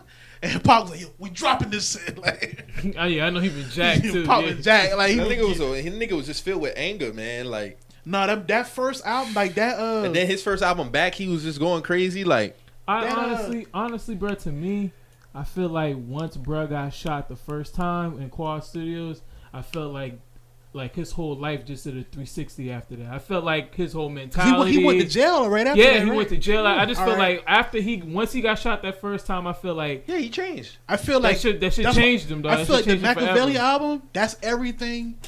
That album kind of personified all of that leading up, to him dying. Yeah. You know what I'm saying? Like all the anger, like all of that shit, like, cause that nigga went off on that album, bro. Like he was going off on All Eyes on Me too. Yeah, he was. But I'm saying like Against All Odds. Yeah, I'm saying that's like one of the hardest. That Machiavelli album, that was like all like aggressive, like he was that's talking about Pac. He's talking about Big Haitian Jack. He was like shit. But he dissed everybody. That whole album, he was dissing Jay-Z. He dissed everybody. He dissed Dr. Dre. Like he dissed everybody, bro. Like. It's a laundry list of niggas. He was filled with anger, bro. Like that nigga was glad Dr. Dre was off of death row. Like that nigga, I think he kind of dissed Snoop and all. Like he wasn't fucking with Snoop before he died. He wasn't fucking with Snoop. Yeah, he wasn't fucking with Snoop before he died. Like because he felt that Snoop wasn't really. Snoop was playing both sides. Yeah. And Pac was really on some war mentality. He was not playing. Nah, you got to peep now. I don't know if y'all remember on Steve Harvey show, Diddy and Snoop was on there. Yeah, the time posting. They was talking about like that how was right before Pac died. No, that was after. That was after. And he was like, how we ain't really on this, East Coast, West Coast beef no more. Yeah, he was like, because you got to peep. That was like 97, 98. Yeah. Scared to go to church, nigga. No, I'm playing. Hey, man. But with this Hollywood shit, I mean, I don't know, man. Orlando Brown, I don't know the nigga. Like, I don't feel no reason for him to lie about no shit like that. But I said the same thing with Raz B. He ain't got no reason to lie. The nigga was, But that shit was sad how niggas did Raz B though. I'll never forget that. I still find it crazy. He's still touring with them niggas though. But I don't know. I guess he could put that shit to the side. His main thing was Chris Stokes. You know what I'm saying? Like it was more Chris Stokes, and Chris Stokes don't got nothing to do with the tour. But I just found it really crazy how niggas was clowning that nigga like that. You can clearly see. Like, that shit really, like, affected that man. Yeah. Like, you know what I'm saying? Like, I remember that day on Twitter, bro. That was 09. Yeah, I was like, dog, like, this shit crazy. Like, I'm going to go to my boy house. He told me, he's like, bro, you got to watch this Raz B shit. And he pulled it up on YouTube, and I was that nigga was, like, really emotional behind that shit. I was like, hey, this then he was talking to the girl on the phone and shit. Like, that shit happened, bro. Ain't nobody going to make no shit up. Like, he was way too descriptive, like, with the details and all that shit. That nigga was naming shit that normal niggas wouldn't even name, like reciting a story. Like that shit happened, bro. Like you know what I'm saying? Like shit was wild, but I don't know. Will Smith, I don't know. Like, and then Jada and Will kind of had a relationship that was kind of like weird, always weird anyway. Like, hey, so you know if that shit check out. You know what that means for Fresh Prince and Martin debates, man. That's all I'm saying. I'm joking at the end of the day, but you know where I'm going. This will be a better show. Hey, that shit didn't even exist to me if you was out here doing that type of shit, but it is what it is. I feel you. For the sake of the jokes, yeah. That's all I want. I get what you're saying. For the sake of the jokes, yeah. That's all I want. I understand it. That's all I want, dog. So, what's next? I don't know, man. I'm ready for this fucking documentary. Yeah, man. Documentary night, Last Dance tonight. How y'all feeling about that, man? I think the timeline. My bad, because I think the timeline gonna get really weird for no reason. I'm not gonna be on the timeline when this shit drop. I already done been seeing weirdo shit. Like this shit weird. Like at this point, it's like, all right, when Kobe died, niggas was like, we not doing no more. None of this shit. We just gonna appreciate niggas for what it is. I remember a lot of people saying this shit. This whole, as soon as they announced they moving up the documentary, shit got really weird. Like, if y'all notice, I don't even talk about LeBron on the timeline no more. I don't talk about Jordan no more. Like, it's just, I'll retweet some highlights here and there. I don't get into all the sport, because niggas get really weird when we talk about sports, period, on the timeline. Like, for some reason, never stay sports. It don't stay sports. It don't, like, we can be like, it's cool to talk about Braun and Mike, but keep the shit sports, bro. My thing is this. Keep the shit sports. I'm just at a point where it's like, it don't even matter who's better than who at this point. Like, we not going to see these niggas play at their prime against each other. We not going to see None of this other like analytical shit niggas bring up. It don't matter to me. Yeah. You know what I'm saying? So Mike is the greatest to me, and that's it. It just is what it is. If you feel like you know, it just like niggas said the other day. Niggas brought up this story because Ramona Shelburne tweeted some shit which I don't believe, talking about Michael was gonna drop the day the Cavs had the parade for their championship, but he moved it. I've been seeing a lot of people run off with that. I'm like, why the fuck we ain't hear about that in 2016 then? Y'all lying. That would have been a major announcement back then. Exactly, y'all lying. Y'all making shit up, and they talk about Michael insecure and his stands are insecure. I'm like, all right, man, like okay, it is what it is.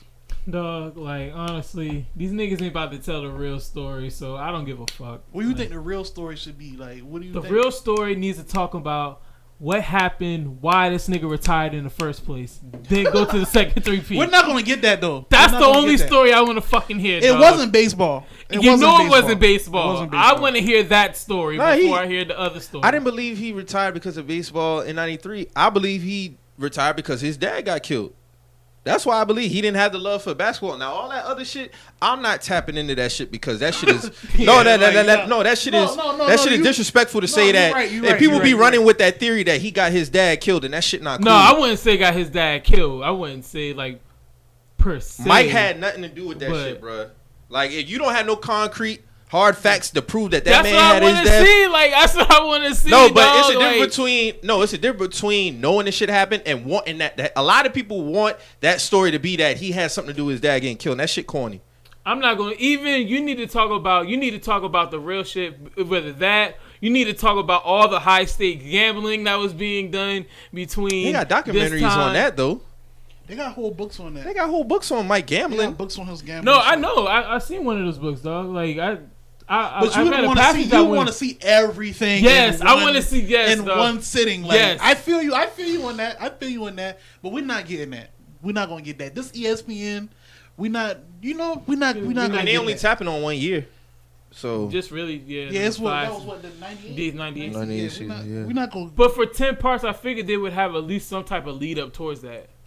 They probably would. Hold on, so this is only Last Dance was only gonna be 90. I thought it was gonna be like because the film crew was granted access.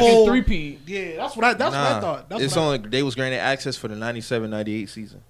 All right, that's what this shit is. So it's basically like a deep dive for all that into the last. I remember watching the championships for the second three-peat, like the post games. Like the shit was the most awkward post game celebration ever, bro. Like the way it be on stage. 96 they beat the Sonics. Are y'all going to come back and run this back again?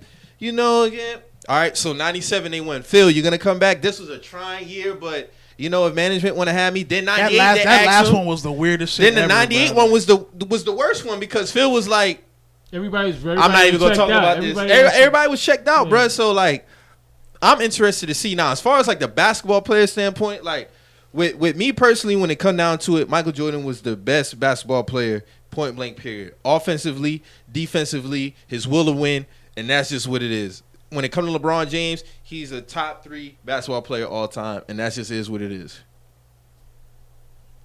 That's it. That's facts, though. That's facts. Because everybody Michael Jordan is the consensus greatest player of all time. I felt what Stephon Marbury said the other day too. Like he said, when it comes to ranking, just rank it Kobe and Braun. Like Mike is. He's somewhere else. That's what I'm saying. Like that's how I be feeling. It's no disrespect to Kobe and Braun, but they not on that man level. Best player of all time. Like it's unanimous. You know. But and this is gonna be the last time I talk about this shit because we don't even really talk about this shit on the podcast. So I'm gonna go ahead and get this shit out. But it's like this shit be weird because niggas with Braun fans, it's a whole bunch of what ifs. That's what they build their foundation on their argument on. It's a whole bunch of what ifs. We ain't never seen up until 2011, post 2011 finals, all of a sudden, who did Mike play? How many Hall of Famers he go up against? This team ain't better than this team. That wasn't until post 2011 where people started discrediting who Mike went up against. When it was the Michael and Kobe conversation, it was never Mike ain't never had to face this with Kobe was going up against. Who did Mike play in? Like, where did all that that shit ain't start until he lost to the Mavericks and it carried on. And my only question is, how do you ask if somebody is better than somebody else for 10 plus years? 10 years? Y'all been asking this question since 2011. Is this man better than him? It's 10 years. And the answer hasn't changed. You more so trying to convince yourself. 10 years? 10 years. Like, just let the shit go, bruh. Accept it for what it is. It's okay if he not better than that man. It's a whole bunch of, he didn't have to play this Hall of Famer. Oh, well, this PER on this team didn't have this PER. And, he want to play a whole bunch of, it's a whole bunch of what ifs. Well, if he would have had this guy and this, that, and the third, like, it's a fact. Just talk about facts. Fact is, he had more Hall of Famers than Mike played with. That's a fact. If y'all always want to talk about who he played with, like, it doesn't make any sense. None of the arguments and the whole make players better argument. Like, I don't know who started that shit, but that shit does not exist in basketball.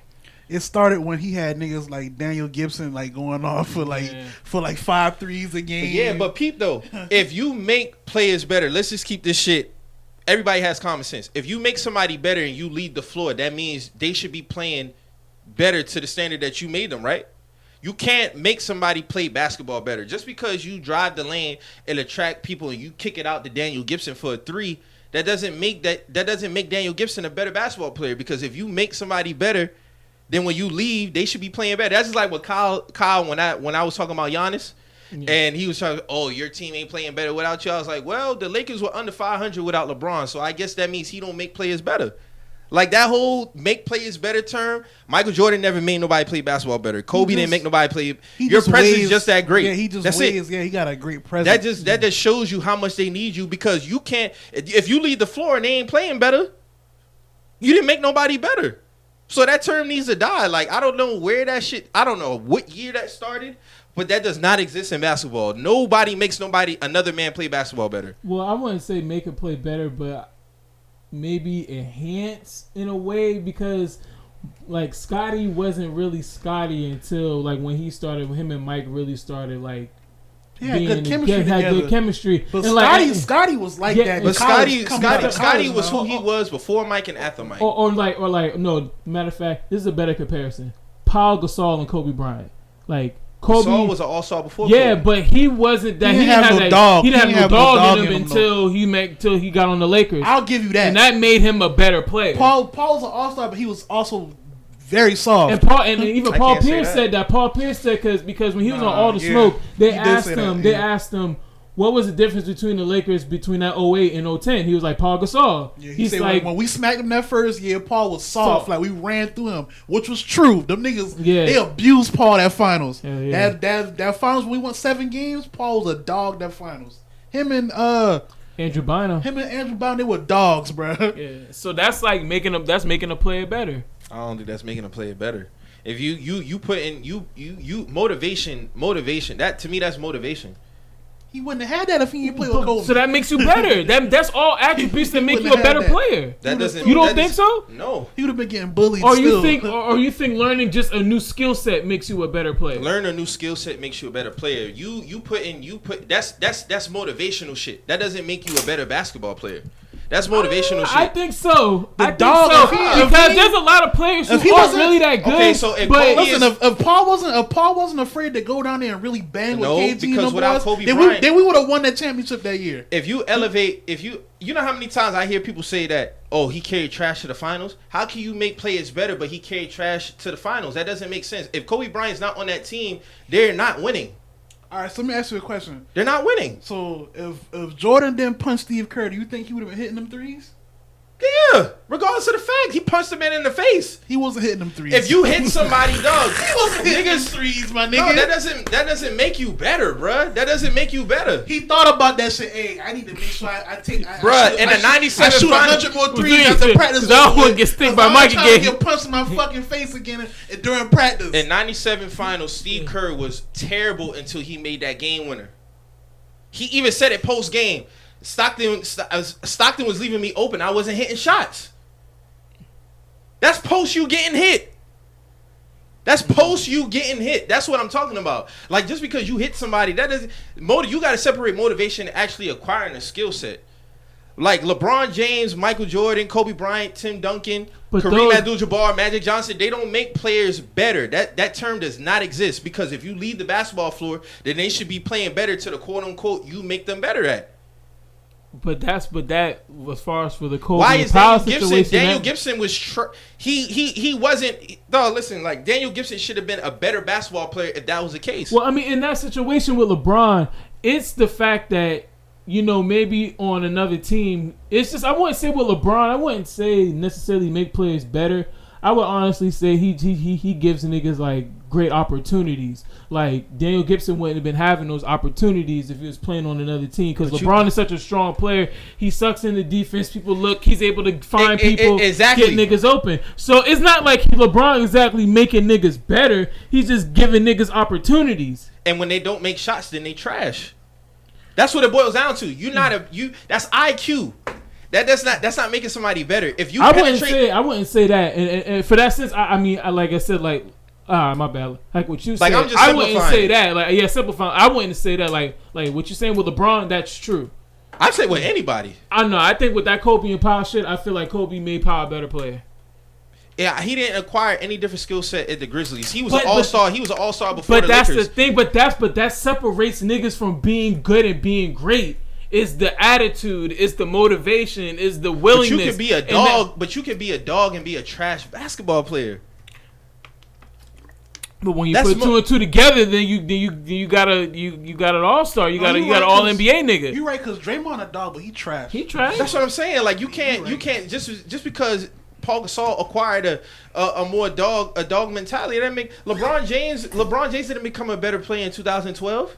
He was the same nigga he was in 2011. He just didn't step up. I mean, that makes somebody a better player, I don't think so. I think you can motivate. I think you can motivate certain people, yeah, but that don't make you play basketball better, nigga. You still gotta make your shots. Because that gives you the confidence to make your shots, though, Mike. That gives you more confidence. That enhances your skill set. What happens when you don't make your shots? Then people call you trash. They say LeBron carried trash. Daniel Gibson was on fire in the Eastern Conference Finals. What happened in the finals? They got swept. I mean, and they had every opportunity to win every game. They didn't get blown out in not one game in that finals. I couldn't even, honestly, bro. I don't even remember that final. 07? They didn't lose a game. I feel like they got smacked by like 20. Honestly, they didn't, though. I feel like they got smacked. They had by 20. every opportunity to win every game. Yeah, I think them niggas got smacked, but I don't remember them scoring. I just remember them niggas got swept. Like that's all I remember. Like that's all I remember, honestly. Like you get like it's a difference between like if you come on the basketball court. You be like, you know what? He gonna motivate me, but I still gotta make my fucking shots. So then, in the same breath, is he making players better or did he carry trash? You gotta pick one. It can't be both. Because if I'm still doing the same shit, if I'm driving, if I'm penetrating the lane and you open and you missing shots, that ain't no slight on me. That's true. You still gotta make your shots. You still gotta make your shots. That's what it boiled down to. Like you got to make your shots. I don't make you dribble the ball better. I don't make you drive the lane better. I don't make you lay up better. I don't. I can make you play harder defensively. That's about it. I can motivate you to be like, hey, man, when those screens come, dog, work through that shit. That's it. But I can't make you play basketball better, bro. I can't do it. Because if I leave the basketball floor, then technically you should be better. And now if we're going in that sense, then I would have to say that Mike made Scottie better because Scottie did take some of Mike's moves. So that's adding skill set. Scottie Pippen was up. He took them niggas when Mike retired. He took them niggas to the second round of the Eastern Conference playoffs. He was one game away from the ECF. Yeah, but Scottie was who he was when he first touched down in Chicago. Scottie was like that in college. No, he was already nice, but he added skill. But he was nice. But being around Jordan, he took some of Jordan's moves. He took some of his attributes. I can't really say that. What moves? Like offensively, he always had a three. He always had a mid range. Scottie always had a complete game. Yeah, he always did. Man, I was watching this one DVD. It was like the Michael Jordan IMAX DVD. Y'all remember that shit? Yeah, I remember that shit. And it was doing like comparisons about like how when Scottie got over there to the Bulls, how he was like basically he would just learn from under Mike. Use some of Mike's moves, like when Mike would go and do the fadeaway and lean back on his defender, post up, shit like that. That's adding a skill set, though. So that's making somebody better. That's teaching somebody a skill set that you got. That's technically making them better. As a small forward, that should be a part of his game anyway. I'm just saying, but he learned that from Mike. I ain't seen too many Scottie fadeaways. I'm gonna be honest with you. Dog, but I'm saying like that's what was on the DVD. Like if you go back and watch this shit, if you go back and look and watch this shit, they have like comparisons. Like even Phil Jackson was saying like Scotty was learning under Mike. Scotty was learning some of Mike's moves, some of his defensive habits, shit like that. You pick up on shit like that. That makes a player better. I'm talking about the term in general. So like I even bring it back to his most recent finals, like the 2018 finals, right? So people say like the consensus about LeBron overall as a player is that he make players better. But how can you make players better and you carry trash? You can't have it both ways. That does not make sense. True. I do see a lot of people. I see that. You can't say that, bruh. No, I get what you're He's saying. a great fucking player. His presence is just that strong on the floor. He's not making nobody better. Yeah. With LeBron, I see that. With LeBron, like I agree with you with that one. I don't think. I think it's the same for all of them. Cause Kobe was a fucking dog too. Like let's not get it. Like Kobe was a. None of these niggas is great teammates. LeBron might be a better teammate in terms of, what? He ain't going to go as... He's not going to get in your face. He's not going to get in your face like disrespect. Kobe and Mike wasn't no good fucking teammates, but they was great fucking basketball players. Like, fuck being friends. I didn't come on the basketball court to be your friend. We going to get these wins, and I don't give a fuck. I'm going to go whatever lengths. If I got to disrespect you, Kobe told them niggas take these fucking shoes off because they ain't deserve to wear them shit after a loss. You see what I'm saying? Like shit like that. Them niggas wasn't great teammates. But see, even in all of that though, Kobe was still more likable than Jordan because Kobe got way more like friends from each team that he was on. He still got a friend from one of them teams. I don't know who ever thought Mike was an angel. No, I never said. But I'm saying, I don't know who thought Mike was an angel. I'm saying though, Kobe was more likable than Mike. You know what I'm saying? Like Mike, like you say, Mike was just coming. Mike wanted your heart. He'll break you down as a man. He was gonna break you down. He even broke down niggas that the Bulls was drafting. Like Horace Grant said he ain't come back because of Mike. Guess what I'm saying? He would talk to you, be like, "Hey, like you're not even gonna make it in this league. Like, why did we even draft you?" Like he said it to somebody that they drafted, and that nigga didn't pan out for real. Like it was a mental torture act. Yeah, like if you was gonna be great in the league, you had to go through Jordan.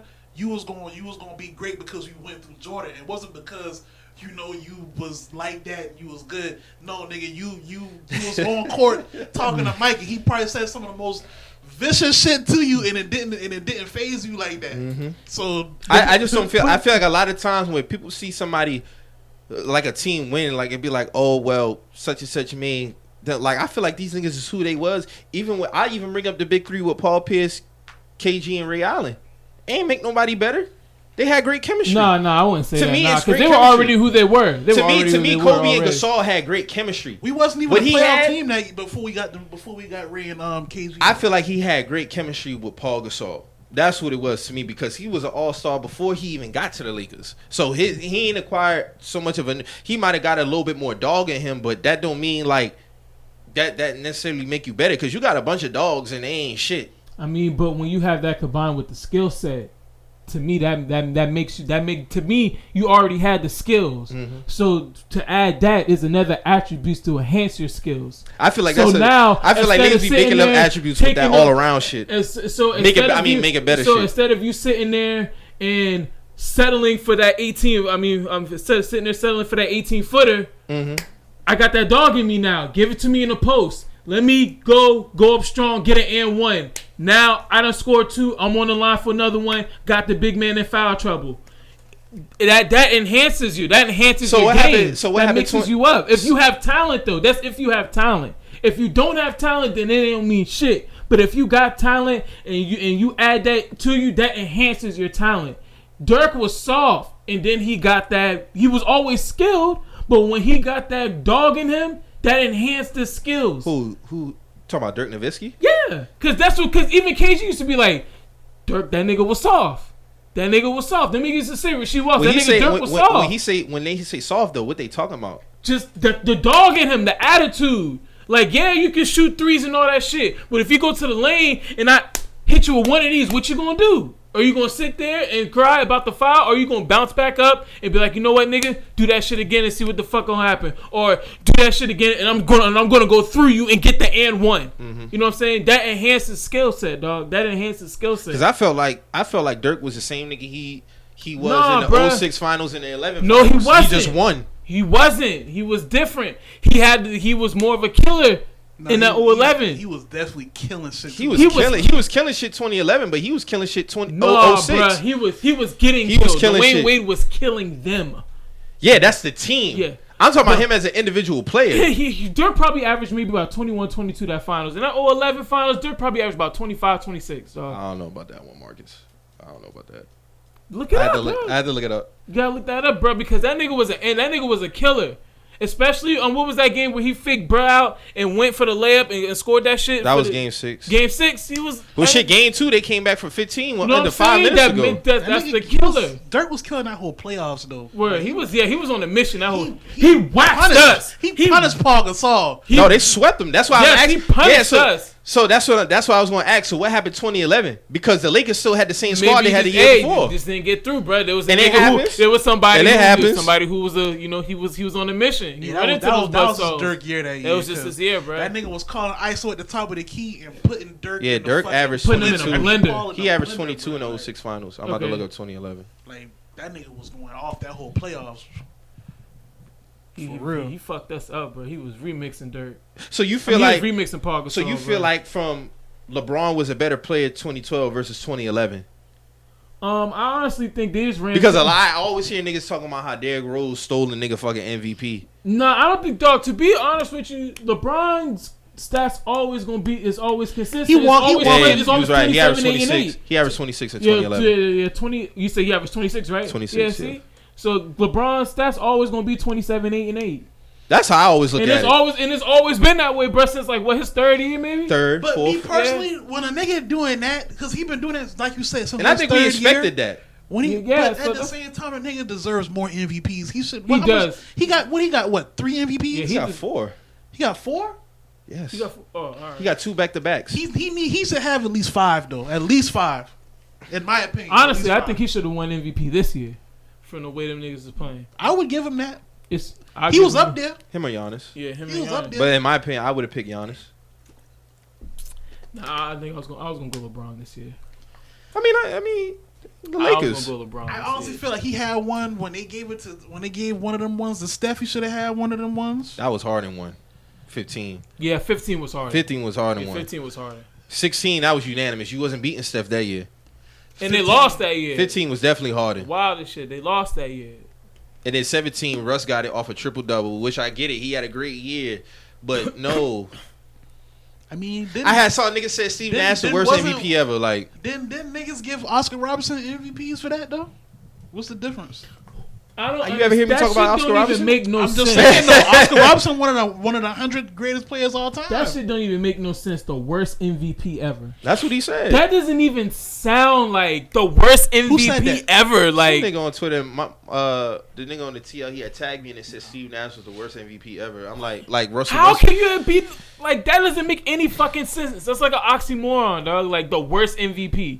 The worst MVP. This is why you can't talk sports with just anybody. I feel like Steve gets slighted because like it's Steve Nash. Nah, Steve Nash is the truth, and Steve Nash revolutionized basketball. He was the most valuable player because the fact of remain is all them niggas was on the team, and then when he came, them niggas won 62 games. These are facts. That's what I'm saying. He's a floor general. Yeah, that's what I'm saying. So like, when he came, that team became better. They needed that. They didn't have nobody who could shoot threes, set up players, like be a floor general. You see what I'm saying? Like that's when you start to separate guards in that aspect. You see what I'm saying? Like then a year after that, he was still doing the same thing. Yeah, they didn't win, but he was still the most valuable player. Like somebody said, Dwayne Wade should have got MVP that year. No, Dwayne Wade had a great 06 playoff run. He wasn't the best basketball player that regular season that year. Steve Nash was. There was a 1 year where Wade was averaging like 28, 29. And let's call a spade. We all love Kobe. So people say, oh, Steve Nash robbed Kobe. Okay, if y'all want to do that, had Kobe Bryant won MVP that year, right? And then they went to the playoffs, and the Suns had a 3-1 lead and they blew that shit, niggas would have been like, oh, Steve Nash was this y'all MVP? You can't be an MVP, have a 3-1 lead, and then lose. I'm sorry. Kobe had a 3-1 lead on the Suns, and he lost. Yeah, if anybody else did that, niggas would have killed them. You can't do that. You can't be an MVP player and you do shit like that. Game 7, Kobe didn't even want to shoot the basketball. That was a low point, man. That was a low point. That's all I'm saying. Like Steve Nash came back from a 3-1 against quote unquote y'all MVP that year. Like you have to give credit to that shit, bro. Like that's that's something that gets swept under the rug, and that should be talked about a little bit more when it come to him as a player. Like a lot of people don't do shit like that, especially as a guard. Like and Nash was consistent even through the Dallas years, so it's like you got somebody that averages 17 and 17 and 10. Niggas talking about that stat line like it was shit. Like niggas say, oh, he averaged like 18 and 14. 18 and 14 is crazy for a point guard. What y'all talking about? That's ridiculous. That's that's fucking ridiculous, bro. You know you getting 14 assists a game. that's an automatic 28 points already on the board. Exactly. Like automatic 28 points. Where y'all put Steph all time? Steph Curry for point guards, yeah. I mean, he not top 5. Not to me. I think he's top 5. I just don't think he top 3. I see a lot of niggas put him like 1, 2. Nah. No. Steph has good assist numbers, but he ain't a floor general. Yeah, to me, that's what I'm saying. He's not a floor general. Like, when it comes to point guard, you have to have that ability, bro. Like, I get it. Like, he puts fear in the defense as far as his shooting ability, so you got to count for him on that aspect. But he's not a floor general. Anything else, he's kind of... Yeah. What else you getting from him besides that? I mean, because we coming into another era that he kind of ushered in, where it's like... You got Trae Young's coming into the league now that can shoot half court just like you. You got Dame Lillard who's shooting from the logo like you now. And I'm glad you said that, but at what point does the floor general shit have to be a part of the game, especially in the playoffs? Like that's cool. You could pull up from that shit. That's like y'all gotta separates. That's my point. That's what I'm getting at. When he ushered that in, niggas forgot about the floor general shit. You know what I'm saying? So it's like he's responsible for that shit, and he not elevating the point guard position, and that's why he's elevating shooting, not running a team. So it wouldn't be far fetched to even say that Rajon Rondo is a better point guard than Steph Curry. He is definitely for him to be such a trash shooter. Like people be forgetting about the other elements of the point guard position. Like I get it, Steph elevated the game as far as shooting. He's arguably the greatest shooter of all time. I always say it, but as a point guard, bro, like for Rajon Rondo to be this far in his career and still be in the NBA, that says a lot, bro. For him to not have a shot at all. You see what I'm saying? Like, shit, Rondo was dropping 20-something assists a game. Rondo used to have the fucking 20 points, 20 rebounds, 20 assist stat lines, dog. The retarded shit, like. And we saw that effect, like, when we went up 2-0 on y'all in the playoffs a couple years back. Rondo left. That was it. Yeah, when Rondo got hurt, that shit turned the whole series around. That shit because Rondo, you didn't have Rondo and D-Wade was cutting our ass, bro. And he knew the Celtics. You said that's where basketball IQ comes in at. And I'm not saying Steph don't got basketball IQ. I never say that. But that's where you separate the floor. And I think he's better than Rajon Rondo. But I'm talking about as far as being a floor general, he don't got that in him. Shit, Chris Paul better than him. That's what I'm saying. Like, to me, it's Chris Paul, Rajon Rondo. Jason Kidd. Yeah, Jason Kidd. Jason Kidd is probably my top 3, top 5. I would say the last of the pure point guards probably is Jason Kidd. I mean, not Jason Kidd. Rajon Rondo, Chris Paul, and probably Lonzo Ball.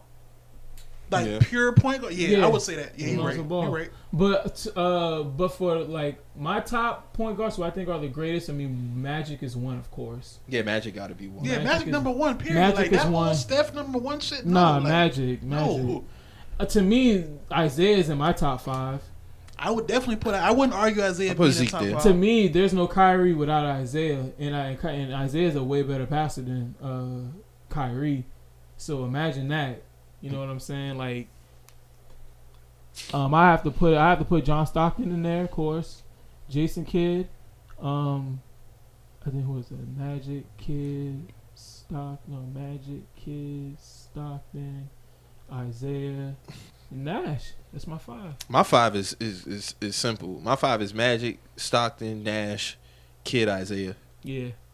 Same, dog. Yeah, I wouldn't argue that at all. That's basically what it is. Like, it's not no disrespect to Steph. Steph is not a top 5 all-time point guard, bro. Like, to be real with you, he would probably go under CP3 if we were talking about pure point guards. Not accolades and nothing. Yeah, just pure like point guard play. Bro, like. Because it come down to it, bro. Like, yeah, he putting pressure on you as far as the shooting. Yeah, but when that shit ain't falling, what you doing? That's what I'm saying. He's not affecting nothing else. Like, when that shit not dropping, he's not affecting nothing and else. that affects his overall game. Like, how you impacting the game? Rajon Rondo don't gotta shoot threes to be effective. He gonna get 3 to 4 steals. He gonna play. You can put him on like the best offensive play. He not gonna shut them down, but he gonna give them fits.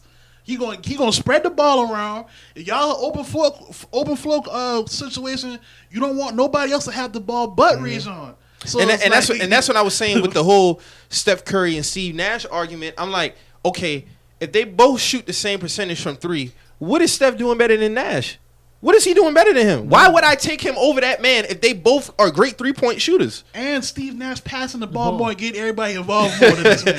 You see what I'm saying? Jason Kidd too. Like Jason Kidd wasn't a great shooter, but he was okay. You see what I'm saying? And he still can score the fucking ball. That man can still score. You see what I'm saying? So he can create a bucket. So if Steph Curry going up against Jason Kidd or Steve Nash, like what is he doing? And another thing with Steve Nash and Jason Kidd, people think Steve Nash is little. Steve Nash is 6'3". He's 6'4". He's 6'3", 6'4". Jason Kidd is a solid 6'4". I think he's 6'5". They say the same shit about John Stockton though. Like niggas, you look at John Stockton on TV and think he's just a little white boy until you actually in front of this nigga and he's stocky as hell, locking your ass down. Like I think it's just popular because he's not flashy to say it, and I think that's what it boils down to. I think the flashiness of today's game is easy to say he's better than John. He's better than Jason Kidd. But if you really know basketball and really love the game and know the game, you know that as far as pure point guard John play, Stockton one of them, bro. He's one like bro.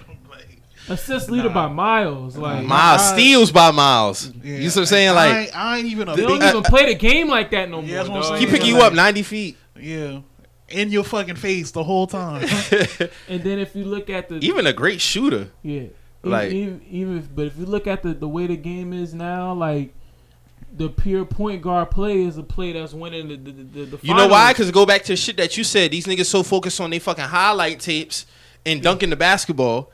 Get to your spot, like be skilled. Like Luka Doncic is saving that shit for a lot of people, bruh, because he's so skilled. That's the type of shit that y'all need to be on, bruh. And that type of skills, that type of shit, make you last longer in the NBA. Yeah, because you know what everybody say, man. If he get a shot, he can play a long time. Or if he develop a type of skill, like it's interesting to look at Kawhi Leonard and see how some elements of Mike game that he got in him when it comes to his mid range. That mid range is automatic. Because Kawhi Leonard can literally get to his spot and fade away. Whatever the fuck he wants to do. His mid range. Once he get to a certain spot, I already know he about to do. Like and it's automatic. Like his mid range is automatic. Like bro. I remember watching again, like right before the season got canceled, I was like, "Hey, this nigga gonna be a problem player all the time." Yeah, when we played against them, that nigga mid range was getting to a completely different level before the season stopped. It is already a plus that he's already a physical like presence. You see what I'm saying? Now that he got mid range, he can play long. Yeah. He can play for a long time. He don't gotta drive and beat up his body. It's so crazy how a nigga can score literally 30 points from free throw line down in 2020. Like, and like you know, that, bro, he could do that. And like I know it's cool to like trip all Paul Pierce and shit like that. Like, but don't get it fucked up. Like I recognize that man. His mid range is automatic. Nasty. And for him to be like the quote unquote like. What's the word I could use? Like a slow type player, but his game is effective. Like you can't do nothing with it. Like it's the footwork. He has some of the best footwork of a small forward. Footwork is lost now. And his step back is just that shit that niggas that little side step. Paul been doing that. Mm-hmm. Like Paul been doing this shit that niggas doing now. Like when I see Jason Tatum killing niggas with that shit, I see Paul sidestep. Like it's the same shit. Like I gotta ask this question, bro, because okay. So I'm glad we talking about this because this is where we get to separate the physical and the fundamental aspect of it.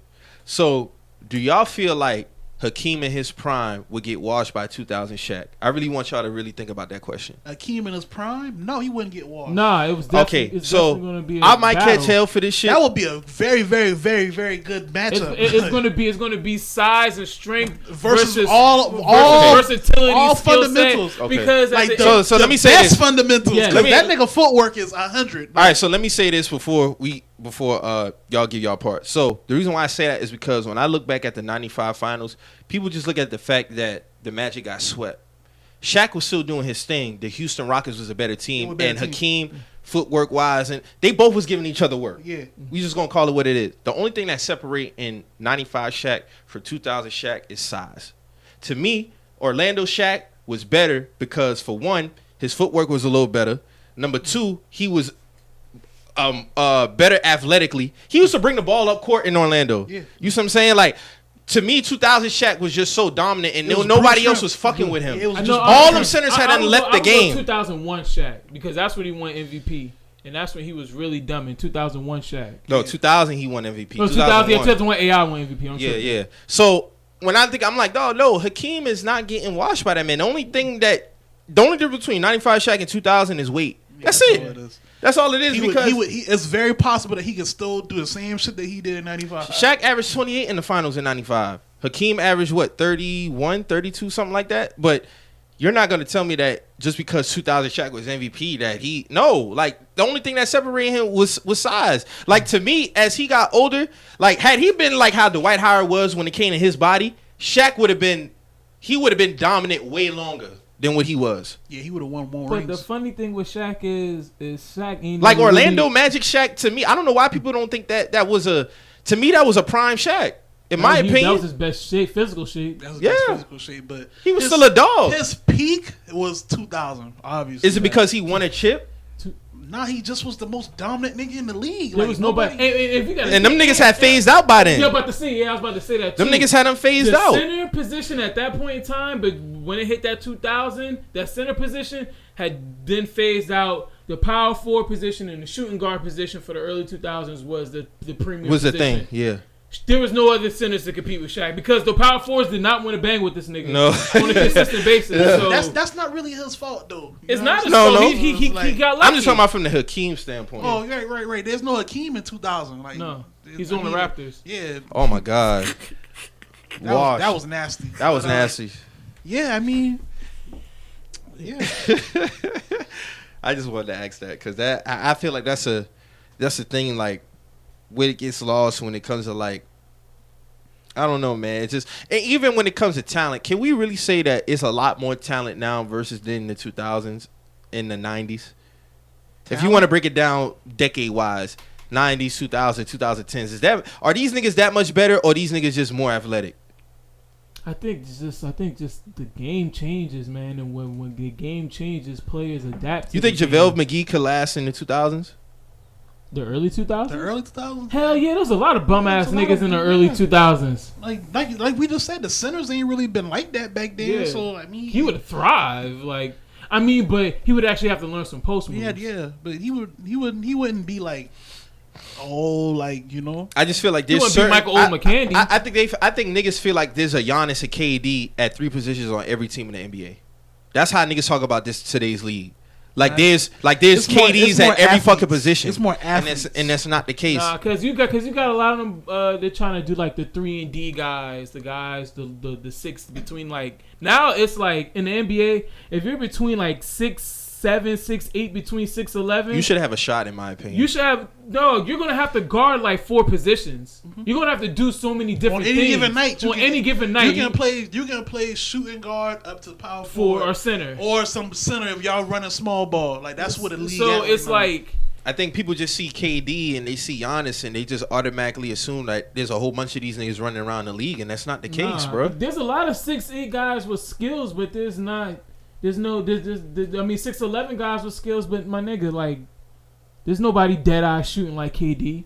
And when we asked these are generational niggas, man. Like, we said who when y'all asked the rap question, who was going to be one of them people y'all thought was going to be like that in the rap world? Oh, in basketball? Who y'all like? Terrence Jones for me. Terrence Jones. Yes.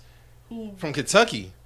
Oh yeah. I forgot about that nigga was like 6'8", about 240. Damn, I forgot about I thought Terrence was gonna be that nigga. And Josh Jackson from the Suns. Josh Jackson. I got two. I got Michael Beasley, of course. I thought Michael Beasley was going. Yeah, that's definitely one of my one ones. of them. Like I thought he had to build for it. In transition, he's just in transition. He's like one of the best college basketball players I ever seen. Yeah, bro. he was. He is. And my other pick would probably be on a random.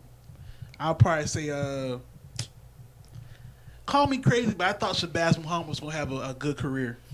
coming out UCLA. When I saw him in UCLA, I was like, this nigga's too slow.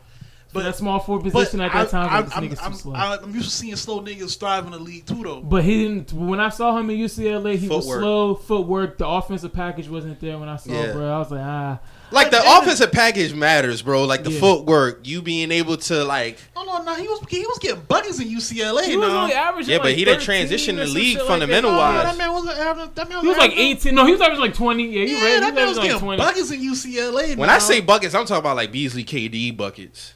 I mean, but dumb niggas was getting buckets. 20 in one of the top conferences, and your team was going to the tournament like that. I mean, what else you want? Like, I mean, everybody not gonna be a Beasley or a KD in college. I feel you. Yeah, like, you're right. You're right. So I'm just talking about in terms of getting buckets. Yeah, I mean, yeah. All right. I'm talking about getting buckets. Yeah. Them niggas was getting buckets. Yeah, they buckets. Yeah. Like, yeah, you're right. But he had. What Beasley was averaging? 34. KD was averaging what? 31. Like, Beasley was a monster in college, bro. Like, when I be saying that shit, they be like, Michael Beasley, like, dog, Beasley was that nigga in college. Now, like, Beasley was one of them niggas, bro. Like, I'm gonna be honest with you. Blake Griffin's not doing nothing in the 90s or 2000s. I'm being honest. Maybe Blake 2000s. Griffin? Yes, Blake Griffin's not doing nothing in the 90s. I think Blake Griffin going off in the 90s. I don't think so. Because I think they're going to allow him to be physical. So I think Blake doesn't get. You know who he would have been physical enough, bro. You know he would have been. He would have getting hurt, man. He was getting physical in LA. That's what I'm saying. We seen these niggas before. Like he would have been a tier under Sean Kemp. He would have been a tier under Sean Kemp. Sean Kemp is like the statue for them boys. Like that's like the model. Exactly. So he would have been under him because he ain't better than him. Sean went to the finals, so I mean, like I said, and then he was competing in the Western Conference playoffs for years. Like that's what I say. Like some of these niggas, man, they just like they flashy. Like I get it. Like people get blinded by the flash. He could jump 40 feet in the air. Like don't get it fucked up. I love Derrick Rose, but I always say he had to get a consistent jumper for him to be long term in the league. Yeah, because the way his game was, he was gonna crash out. Exactly, and unfortunately he got hurt. It is what it is. Like even with Russell Westbrook, like I love Russ, but let's call a spade a spade. Like he's not a great point guard. Nah, he's a great fucking basketball player. Yeah, great fucking basketball player. Russell? But Russell Westbrook, yeah. So yeah, because Russell's basketball IQ. Because when he's hot, but then when he's off, he's off. Fucking off. You know who I put in the category of guys who I thought was gonna be great, but wasn't, man? Rudy Gay. I thought Rudy Gay was gonna be that nigga, man. I honestly was gonna say Rudy Gay too, but it's like when I saw him, but you know what? We should have known from watching Connecticut, bro. We should have known from watching Connecticut because I was a big Marcus Williams fan back then. And so I used to watch them games, dog. And when them niggas lost to George Mason, I was like, where the fuck is Rudy at, dog? He too skilled to not have been a better been a superstar. His game never took a jump like Paul George surpassed him. Facts. Yeah. And Paul George was a second round draft pick. No, he was first round. I'm tripping. He was like 14, 13? 13, 14. Man, and he surpassed him. Rudy Gay definitely let me down, especially coming from my college. It's like, bro, I thought he was gonna be the shit, bro. Like, come on, bro. Come on, dog. Like, come on, dog. But you should have known from watching in college because when the big game came around, he did not show up, bro. We never did. He was just okay with being mediocre in the NBA. He was cool with that. He's a phenomenal athlete, but he's not a nigga you give the ball to with 5 seconds. Like, hey, DeMar DeRozan surpassed him in Toronto. Yeah. Rudy Gay ain't really been like that, Nate, in Toronto. And he wasn't a nigga nowhere. Thinking about it, nowhere. He should have been. He had a low level in Memphis. Yeah, he had a low level in Memphis. No All-Star game appearances, nothing like that. At any point, was he the best player in Memphis? Nah, because it was always as long as Zach. That was a team effort, though. Yeah, that was a team effort. But it was Zach Randolph anchoring them boys, though. Yeah, and Marcus All. So, but yeah, dog. Like I thought he was gonna be the shit. I'm trying to think of somebody else who I thought was really gonna be the shit, man. I need to go and just look back. This draft gonna be so ass. And then even with college basketball, with this new being able to get paid, like, it's gonna be interesting. To see speaking of which, let's talk about that because that's a really old boy topic. Yeah, it was two of them. It was two of them. So you had Jalen Green, you had Isaiah Todd. Jalen Green, even the old boy from Memphis. Oh, James Wiseman too. Yeah, he doing the same thing. He not going in the draft. He didn't. I forgot what happened with James Wiseman. I think they moved. He's from Nashville, and they moved him to Memphis. Yeah, and they tried to say that they broke rules. They said Penny broke rules or some shit like that. Yeah. So that's why he left. Yeah, that's why he left. And but was he going to the draft or was he? I think he was just no, training or something like that. He left. He just left because he played a couple games at the University. Yeah, he been dumbing. But then once all that stuff happened, that's when he said fuck that shit. He's going to sit out and then wait till the NBA draft. But to see Jalen Green and Isaiah Todd do that's like, to me, that's like changing. That's very changing. That's very telling because it's finally showing kids that like, bruh, I can get paid for my likeness. I don't have to wait and go into the system. I can, schools sell me a dream. Sunday schools sell me a dream, and there's a lot of kids, bruh, like and still get my college education because them boys still can go to school. Yeah, and the thing is. I hear some people say, "Oh, the NCAA is going to be done," because I can't say that because for every one and done, you got your Kawhi Leonards, you got your Paul Georges, you got your guys who stayed 2 and 3 years, who developed their game and became very great players. No, it's gonna be a nigga who make it from there still. Yeah, it's still, but I do feel like if you're a guy who is a top 10, top 15 guy, like. Why go to school? Like, you don't have to go to fucking school. Like, especially to waste your time. You're wasting time. You're only staying for a year. The school knows you're staying for a year, so they're gonna try to whore you out for that 1 year. But it's kind of a slippery slope because is Zion that household name? Like, he's a household name already, but with Duke, I'm pretty sure going to Duke helps that. I don't know if him going to the G League helps that. I feel as far like as Zion, his national we knew push. about Zion before Duke though. Yeah, based on just on social media. Yeah, it's true. Like Zion was a social media star before he went to Duke. That's true. So it's like, did he really need that fact? Did he need Duke? He didn't need Duke. He didn't need Duke. Duke, it looked good on his resume. Yeah, but Duke needed him Duke needed benefit. him. Yeah, Duke needed him. He didn't need Duke. Yeah, a lot of these niggas don't need college, period. But we're gonna see over the next 5 years for sure how this shit gonna I'm pan also out. hearing things like the NBA is gonna start. They're gonna go back to that letting high school players in. Like they're gonna start. They're gonna start letting high school players in now. What do you think about that? They should never stop. Yeah, they should never stop. I felt like the boys good enough to jump to the league. I felt that was some more politics shit they had going on with the NCAA. Yeah, save the money. Save the money. Like, but that's all that was. Ain't but no deeper than that. Y'all don't feel like this is a slap to like Big Baller Brand and everything that they've done as far as... Oh yeah, that's the first thing I thought about. Because they dropped the Steves. They got scared when LeVar started his league. Now G League want to do it. When he started his league, and they actually saw there was no hiccups with his league. Those kids was actually getting paid. Mm-hmm. Everything that they was promised they was getting, they got scared. Yeah. They got scared of that shit, and now they want to appease to the kids. They saw the kids they started making their own name on social media and shit like that. To get paid for they like LaMelo Ball buys the team that he was playing for. The team now, and it's and like he's shutting still, them down. He's a top 10 prospect as well. So top 3. I mean, I'm just saying, like, he never dropped. Yeah. So it's like when he first went overseas, it was is he even still gonna get to the league? And now, I knew that, bro. I knew. No, but I'm saying that was I saw that being said. Oh wow. So it's like for that to be said, and his position never fell. You know what I'm saying? Like he always maintained his stock market. So it's like, we get to a point now where it's like what the fuck do I need to waste a year in college for a year when I'm not even gonna get paid? I mean, everybody getting paid. I mean, niggas getting paid. But the money different though. Yeah. You know what I'm saying? It's different when a college can give you $20,000 as opposed to me just getting $500K. Or going overseas, you know what I'm saying? $500K. That's just for the contract, not even for me signing a legit endorsement deal.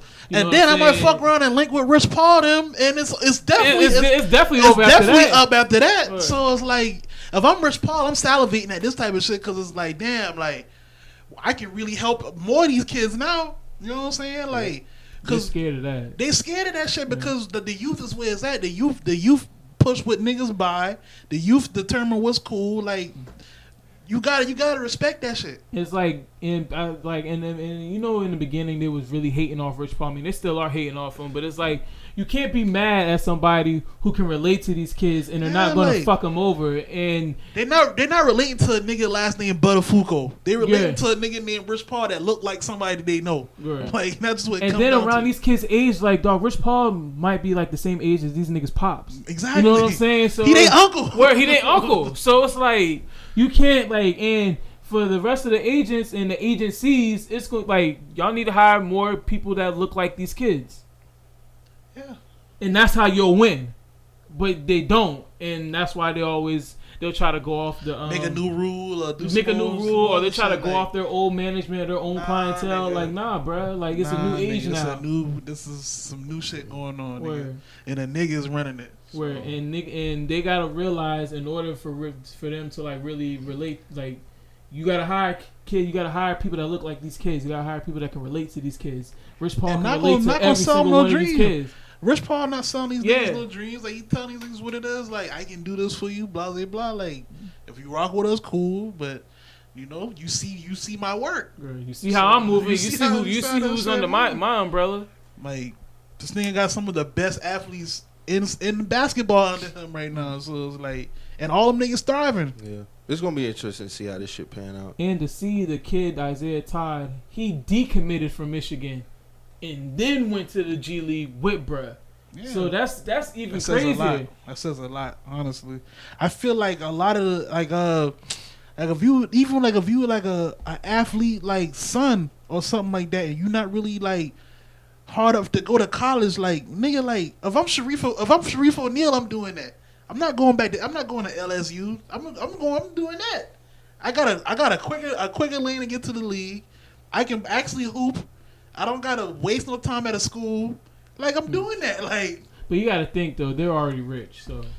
But all right, if you're already rich, you're not hard to go to school. You can go to school anytime. But that's the thing, they are rich, so they can go to school, enjoy being a college kid, have fun. If they make it to the league, if they make it to the league, cool. If not, it's no pressure. I say Sharif because he actually got skills to get to the league. Yeah, Sharif can actually play in the NBA. That's why I say Zaire Wade. Okay. I said Sharif. So like, if I'm Sharif, I'm doing that instead of going to LSU. Like I get it, your pops went there and all that shit, but. I'm doing that. Shit, Kenyon Martin's son entering the draft. Yeah, I saw that. Sharif O'Neal's way better than him. Yeah. He might have a little dog in him like his daddy. No, he can play. He can play. He had a heart condition and he had to sit out for a year. No, I'm talking about. I know that. I'm talking about Kenyon Martin. He's a dog now, but he just he just got to keep working. That's all. Yeah, he's 6'4". He's like 6'4". He can shoot it a little bit, but. I don't think he'll get drafted. I think he'll probably go undrafted and probably make his way through there. But when I looked on the NBA mock draft, I ain't seen him. Hopefully we can get some basketball before this shit. I hope they don't have to cancel the fucking season. I think they will, bro. I think that shit's over with. I think the season's over with, bro. I don't know. If they can make it to June, then I think they might get some shit going. They can extend it out. Hey, I know. It ain't really gonna be an off season though. They can have an off season.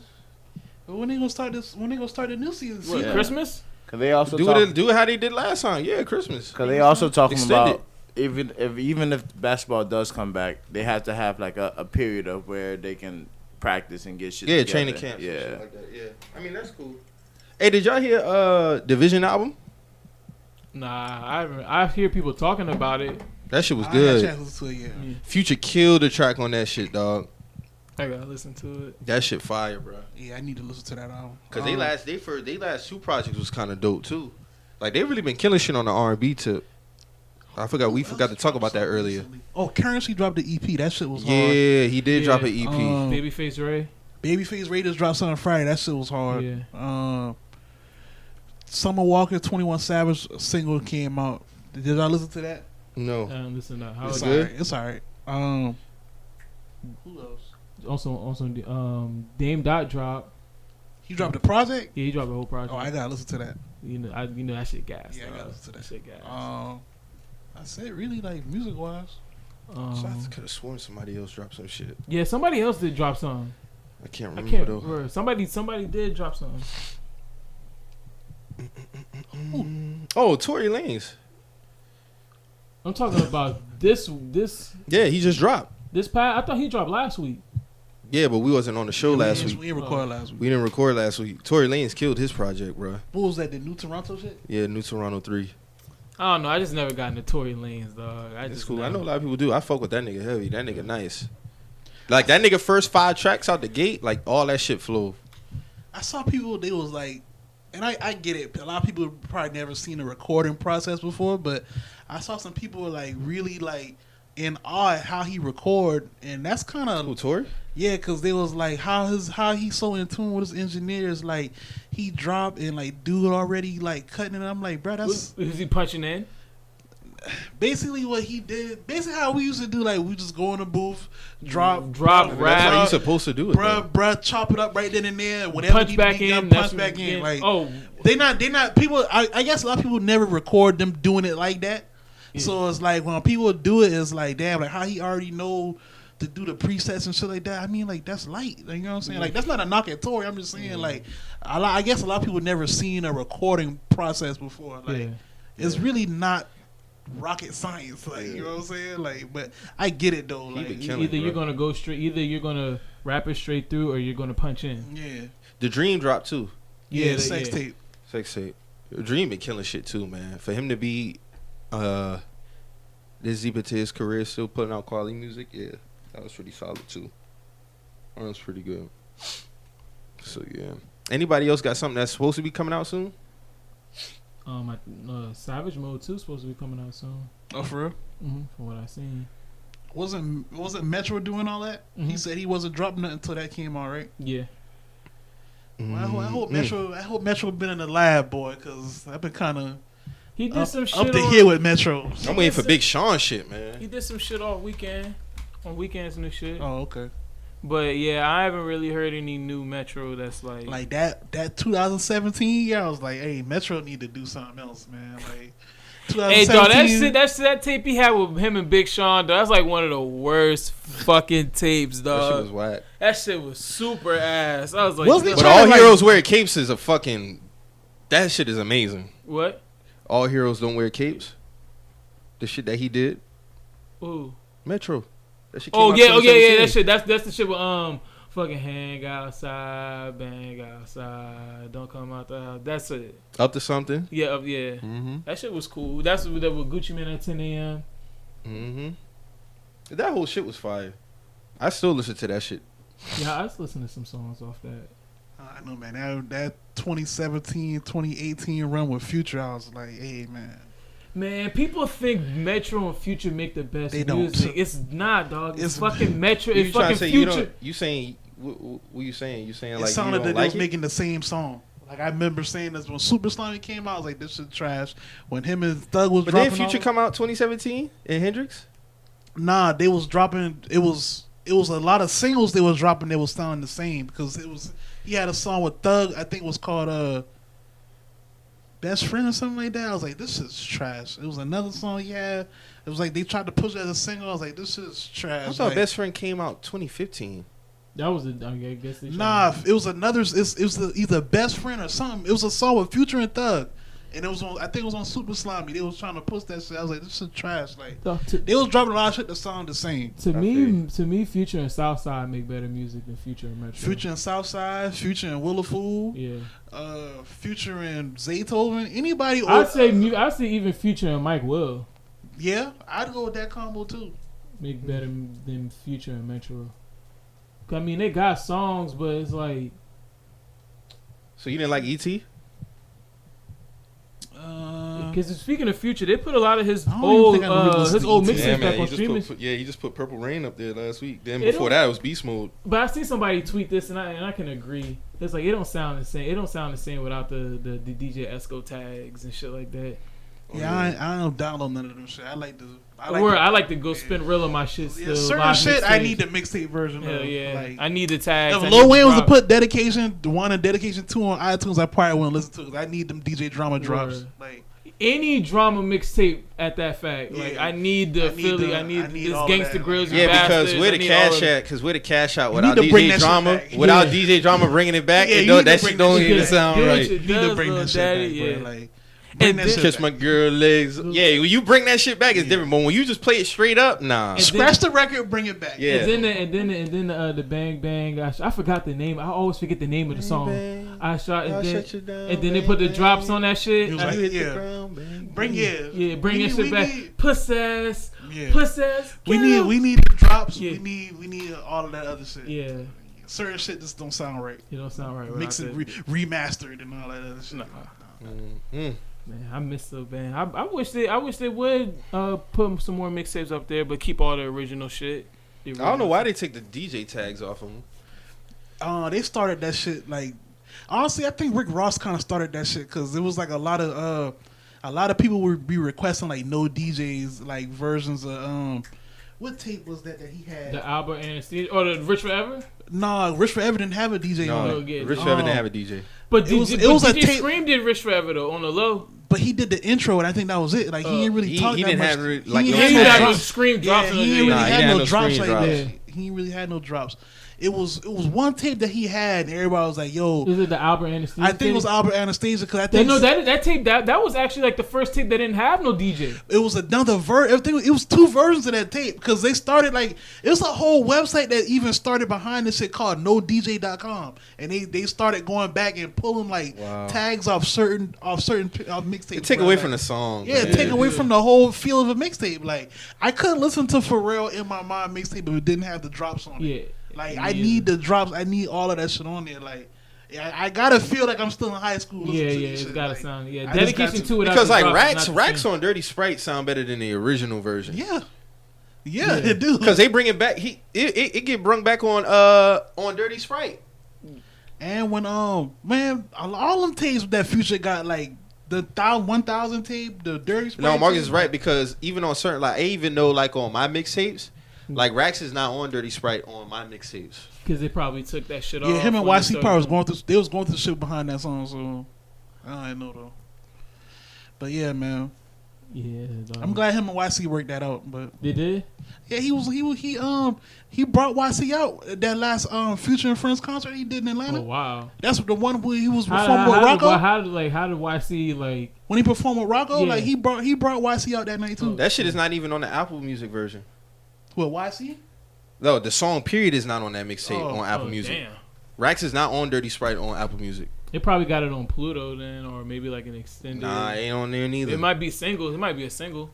Oh, it's a single, but it's not on the mixtape Dirty Sprite. No, YC like, hey, bro, I need my chicken dog. Like, that's still my song. That song sound better on the actual mixtape though. Yeah, I remember when that shit first came out. 2011. Good times, man. Great times, man. Great times. But yeah, speaking of Rich Forever, dog, I went back and listened to that shit, and I would have to say, bro, that's like probably like maybe top 10 mixtapes of all time. Yeah, I think we talked about that before on here. That's a consensus. Rich Forever. Yeah, I went back and listened to it like again, because we don't got shit else to do. Yeah. Oh shit! Oh, I mean, cause your barber really charged you $100? Obviously not. Yeah. I didn't get my fucking haircut. No, man. Hey, yo, so we get Bro, I forgot to talk about that before we get up out of here, man. That shit was hilarious. When that nigga, I was like, what? Okay, nigga, that's extortion. So this is like this is kind of getting to a whole nother topic about businessing and quarantining. Like, how should a nigga go about running his business through this quarantine, and like, what are the expectations? Because the barber might have been on some shit like, it's cool. Like, me and Mo had this conversation. Mo basically was like, fuck that shit. I don't give a fuck. But hold on, before you even get into this, I've been letting this nigga cut my hair for 10 years. Okay. So that's some type of leeway, bro. It should be some leeway here. That is true. When bro was first cutting hair, I was one of his first clients. Okay. So like, let's keep it like we will keep it like that. Okay. We got it there. Let's preface. Yeah. All right. So before okay, now go ahead. So, like I said, like, in these trying times, maybe the barber's like, you know what, I'm going here. Honestly, my way of thinking is like, I wouldn't risk my life for $100 to cut somebody's hair, but I understand bills got to get paid, so you got to do what you got to do. Mm-hmm. So, I understand. It's a pan. Niggas catching that shit. So, and for your health and safety, you might feel like, what, I might have to charge $100. $100 for a lineup is fucking insane. Mm-hmm. But, Maybe it's not for the lineup. Maybe it's just for the house call. Maybe it's for the health reasons. I specifically said, yo, I need a lineup. Because I saw him cutting. I said, where you cutting hair at? Because it looked like you was in a shop still. Yeah. I don't know if he's at somebody's house or not. I said, yo, where you cut hair? Because I saw a barber's chair. Like, I ain't dumb. Like, I saw a barber's chair. I said, yo, where you cutting at? Oh, I do house calls for $100. I just said, okay. I don't even respond back or nothing. I was like, all right, you got that. Because I'm not even about to even you ain't about to go back and forth. I'm not about to go back and forth or do none of that other shit. That is kind of crazy because, like, even with Mo saying that, my barber been cutting me for 7 years now, and he only charged me $5 extra to pull up. Like, come on, dog. So I get what Mo's saying. Like, 10 years versus 7, and my barber only charged me $5 extra. I'm just looking at. I get what Mo's saying because I'm on Mo's side. I even make sure my dog's straight when he pull up. As a barber.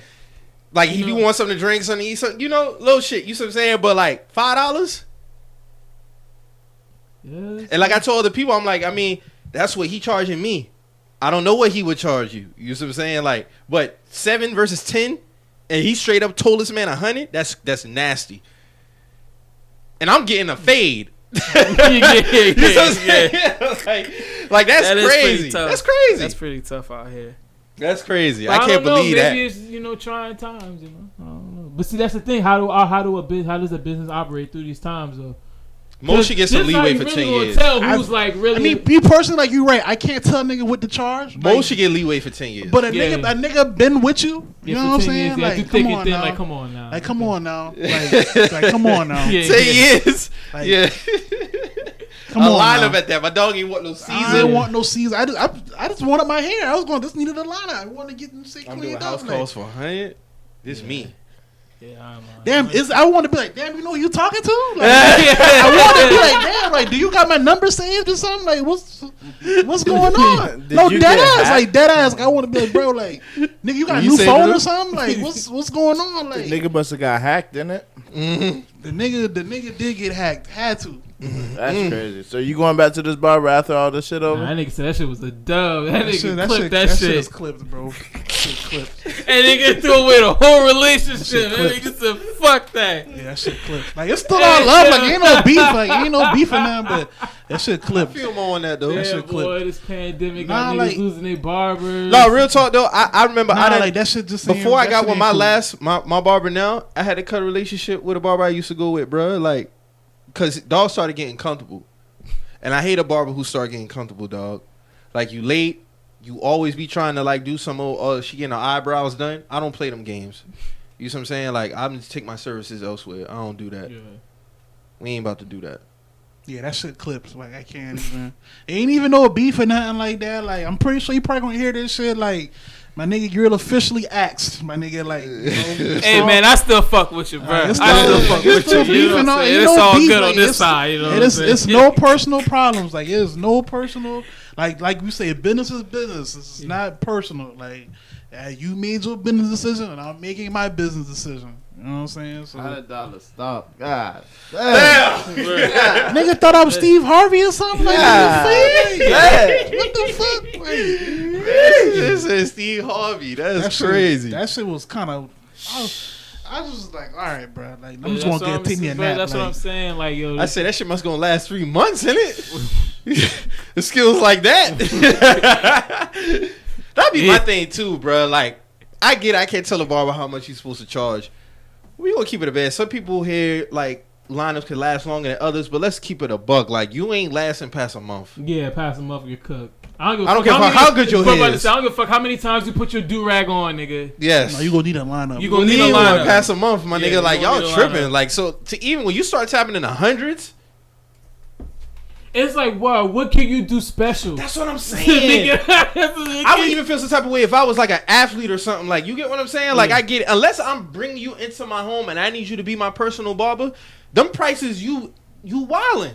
I don't give a fuck if it's no, because what are you doing special that'll make my shit last longer? Right. And I got good hair. You see what I'm saying? After past 2.5 weeks, I'm done. Yeah. They gonna hit you with we're gonna hit you with the machine thing on your face, and I don't even need all that. They're gonna need the black gloves. Line me up, bro. Line me up. Leave the 3 asterisks at your house. I don't need none of that other shit. Don't put no hair fibers on me. Don't do nothing. Like, just line me up. Let me go about my way. I don't need hair fibers. Hey, you know, I see a lot of you niggas with the waves, man. Y'all really go through a lot of extra shit to keep them shit intact. Like, you know, when I was in my wave bag, I ain't had to do all that extra shit, bro. Well, like, Mike, I see a lot. Your hair different, Mike. But listen, I really see niggas like put the shampoo on, Put the brush rag, it, yeah. put the do-rag on. I then like wash their hair with the fucking do-rag on and go, yeah, I seen that shit. Yeah, Take it off again, wash it again. Like, bro, it's not that serious. It's like, bro, y'all gotta go through all of that. You gotta get your hair to lay down. Like certain people, their hair too coarse. It's not just going to lay down. My hair never lays down. That's what I'm saying. Like he might need. I know. I did it a couple times. Like, ain't nothing wrong. I'm talking about niggas with like good hair doing that shit. Oh yeah, no, that's just overkill. You know what I'm saying? That's what I'm talking about. Like you can actually see the waves is different from somebody like you or Marcus. Yeah, I gotta work a little harder for mine. As opposed to, I'm talking about they shit can be naturally flowing naturally. You know what I'm saying? Yeah. Like, damn, y'all niggas really going through all of that. How much are you paying for that too? Because I'm pretty sure you going up in there, they washing your shit, put the do-rag on, then cut it. Like, I know you paying. See, that's what true. That's for that's $100. $100. That's $100. But at the same token, you could do all that shit at your house for free. Hey, shout out Candace, because she don't even charge me that. My dog charged me $35 for the braids. I remember a girl told me she charged like maybe like $110 to twist hair and restyle. Drew, what you paying to get your shit if I let fixed my up? hair grow out, I'm freeforming that bitch. I'm getting the Kodaks. Like I ain't even. Drew, what you paying to Your get your shit shit gonna look like cleaned up? gunplay? I doing the whips.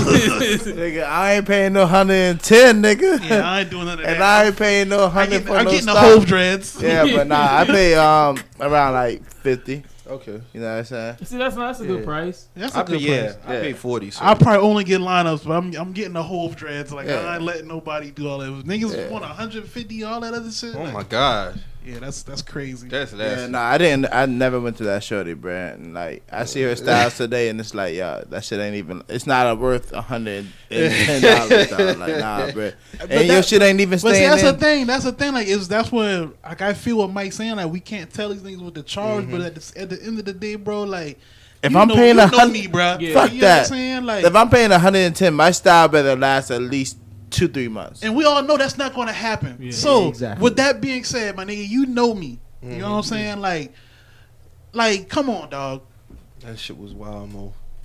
I really felt for you on that shit. I ain't even gonna lie. Yeah, I ain't lying. 100. That was. I was like, damn. And I started thinking to myself, damn, is he new? Like, is Mo new with this nigga or something? Then when he told 10 years, I was like, oh no. Yeah, 10 year. Yeah, 10 years should be. Yeah, that's something, disrespectful. dog. Like, especially if I've been consistently fucking with you, consistently giving you bread all this time for 10 years. Tipping you? And even maybe bringing a homeboy Tipping from you? time to time. No, you know this what I'm nigga saying? has Giving you pulled up- clients? No, hold on. This nigga has pulled up to my house and literally cut a house full of niggas' hair. I'm not lying. Yeah, like, I know. he's literally cut a house full of niggas' hair. At least 5 niggas. So this happened multiple times. What's the most you willing to pay for a house call? I would have dropped a 50. I would have dropped a 50 ball or 45 ball or 40 ball or something like that. But I would have do 40 to 50. you talking about you like Nah, come let me on, quit dog. saying that because I'm about to say my price. And nigga might try. I might get it for 30. Nah, but on some real shit. Probably That's like crazy, 40. man. Probably like 40 to 50. If I really need it. If I really need it for 40, 50. And gas the cheapest it's been in a very long time, my nigga. So where does Hunnid really going to? If 'Cause I gas, really need it, 40 is my max. But gas is what, 50, 167? 50 is the most I'm going. 167. 50 is Regular? most- Yeah. for the haircuts I was getting from him, I would have paid $50 Yeah, for a because house I ain't call. getting nothing but a fade. Like, that's You know what I'm it. saying? I'm not Yeah, getting nothing but a fade. I would have paid 50 because I know I was getting a good haircut at the end of the day. He lined all this up right here. Exactly. Yeah, I would have yeah, paid yeah, 50 yeah. for that. You know what I'm saying? But A hundo. all the other shit, bro, this needed a lineup this time. That's crazy. Like, And you been with dog from the jump. I don't even want to talk about that shit no more, bro. Like, honestly, That shit was hilarious. I got I smoke had to out- get that in here. I That got was smoke hilarious. after this one. Like, Hey, that boy, did y'all listen to Boozy interview on Breakfast Breakfast Club? Club? About Yeah, I what? listened to that shit. Man, He that's talking about how you try to get him to apologize and all the other shit. Well, yeah, Yeah, with the for Dwayne us. Wade Oh, shit. He With said, Dwayne with Jay-Z? like Jay-Z got him on the phone. Was like, you know, this could stop this for you and all that other shit. And he was like, nigga, I don't give a fuck Boosie about ain't that. gonna apologize. Like, how you gonna try to tell a nigga that you could possibly lose your money and shit? Like, from Nigga, like, this is. are you trying to tell me you gonna blackball me, nigga? Like, what you like? I don't think he meant he was gonna blackball him. Man, nigga, I didn't. No, he did say that. He basically was like, "Yo, this could possibly stop this from happening for you, and this all this other shit." I'm like, bro, like that ain't even your place to even be. Nigga, I done beat cancer and a death penalty. Yeah, and a death. I done been on death row. Bro, I don't give a fuck. Fuck about all this shit, bro. Like, why you even mentioning none of that? If Ho bring that up, that's corny. Yeah, like you don't mention nothing about my fucking financial shit, bro. Like, you got a problem with what I said? Keep it at that. All the other shit. Now you going to some other shit now, like, you know what I'm saying? Because like, I feel like you playing a part in that. Yeah, shit. like exactly. And like my nigga, like Boosie has never gotten money through any circles of Jay-Z. And that's what I'm saying. Boosie is funded by the streets. Nigga. So it's like streets endorsed, nigga. Like so, I mean, he still got money probably from 05, 06. He good. Like, come on, dog. Do you really think Facebook is gonna let Boosie go broke? No, nigga, the Facebook. He don't got to get money on social media, period. No, I'm just saying the Facebook crowd is never going to let Boosie go broke, dog. Yeah. Like, come on, dog. Like, niggas who still go to car shows exactly. or go on the fucking Boosie. Exactly. These are the niggas that fund Boosie, just because we don't throw stones so pitty some more, that don't mean a town in Mississippi ain't got someone is not bucking this nigga for 50 bands. Exactly. Word. Hey, look at this shit. Yo, what? This nigga came on Button IG Live with the beard. Yo, this nigga Button look at this nigga's face. Alright, man. Alright, man. But yeah, that Boosie whole shit, that shit is wild. I don't really like bruh saying that shit. Yeah. Like, why would you even, for one, where you even come from to try to mediate the situation? Like, who are you? How does Jay-Z resolve a situation between Boosie and Dwayne Wade? Mm-hmm. Are you like the universal big homie? Are you the Swiss Beats and Timberland of what are you? Yeah. What are you doing? But that nigga said, niggas started backing off of deals and shit, you know what I'm saying? But then at the end of the day, he was like, I said what I said, you know what I'm saying? Like, that's, that was that. I mean, even outside of that, I saw that coming. Yeah, that's for anybody. Change his mind, but you're not gonna change his mind. But as far as losing deals, like, I saw that shit coming. Like, I mean, but dog, he doesn't give a fuck. Yeah, he don't care about that shit. Like, that's never made him or broke him. Like, shit, Game just lost his royalties and his record label to that girl. Me and Mo talking about that's crazy, dog. That's crazy. He went on Shade Room and said that shit was a lie, but I'm gonna be real with you, dogs. I don't think that bitch lying. I think she's for real. You sent me that screenshot of Shorty in the Porsche with all the money, somebody getting their stimulus check a little early. But then she tried to downplay and say, no, this my money. Like, this ain't Game's money. Basically that is her money. Yeah, it's your money now. It's her money, so she's basically still kind of right. And I don't think that's a lie neither. She got that shit.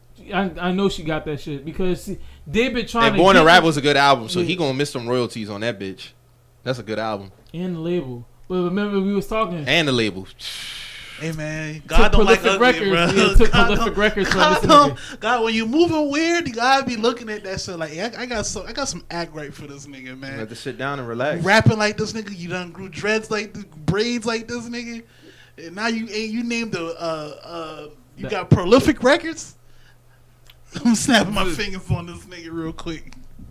She took. I mean, but I heard it's from it's $7 million through 7 years. So he got to pay her $1 million a year. That's still an L. That's still an L. That's an L like a motherfucker. And then how they getting it? I'm talking about, bruh. But that also, But that also making me think. Outside look full up, boy. Well, outside gray. Day after tomorrow. Oh shit. Let's hurry up and wrap this shit up. No, don't tell me they done paid us and we about to die. No. They got these checks and they about to kill us now. And that doc come on tonight. And the doc come on. We gonna die before the doc. No, nigga. Oh Lord. Anyways, but yeah, that game situation crazy though. Like, he'll be alright though, man. I know. He still got documentary royalties. Yeah, he still got money rolling in. We got anything else before we get up out of here? Nah, that's it, man. Just gotta find me a new barber. Y'all be safe, man, and don't go to the beaches. Yeah, don't go to these beaches, man. Open these shit up, man. They whack for that. Cop you a little KD, cop you a little quarter or something, man. Go smoke, do something. Stay inside, bro. Yeah, learn about yourself, man. Yeah, Read some self-help meditate. books. Drink meditate. Some tea, do yoga. You know what I'm saying? You don't gotta start a business because you're looking at your ceiling all day. You don't gotta. Don't listen to these niggas on Twitter, bro. Don't listen to these niggas because they in the same situation as you. We all got this check just because they tweeting about certain shit. Because they Googled it before you. That don't mean they so much richer than you. Because I'm pretty sure at least 70% of LLC Twitter got this check too. So like, let's just keep it a band here, okay? Yeah. Like, yeah, man. Work on yourself. Whether you try to keep yourself in a good mental headspace through all this shit. Regardless of what go down, man. Just always keep your mental space. Always keep your energy up, and just know, man. Better days are ahead. But don't start falling down on yourself, you know what I'm saying? Because that could easily slip you into a depression or some wild ass shit, being in the house all day and all that, none of that shit. So, just try to keep your spirits up through all this bullshit. Mm-hmm. Take care of your mentals. Yeah, all that, man. And your chickens. All that. And stack your chicken. All the bullshit, y'all.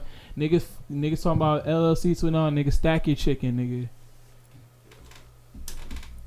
Yeah. So, with all that being said, man, if you hear anything on this show that gets you in your feelings some type of way about something, always remember. We're just some messages. We out.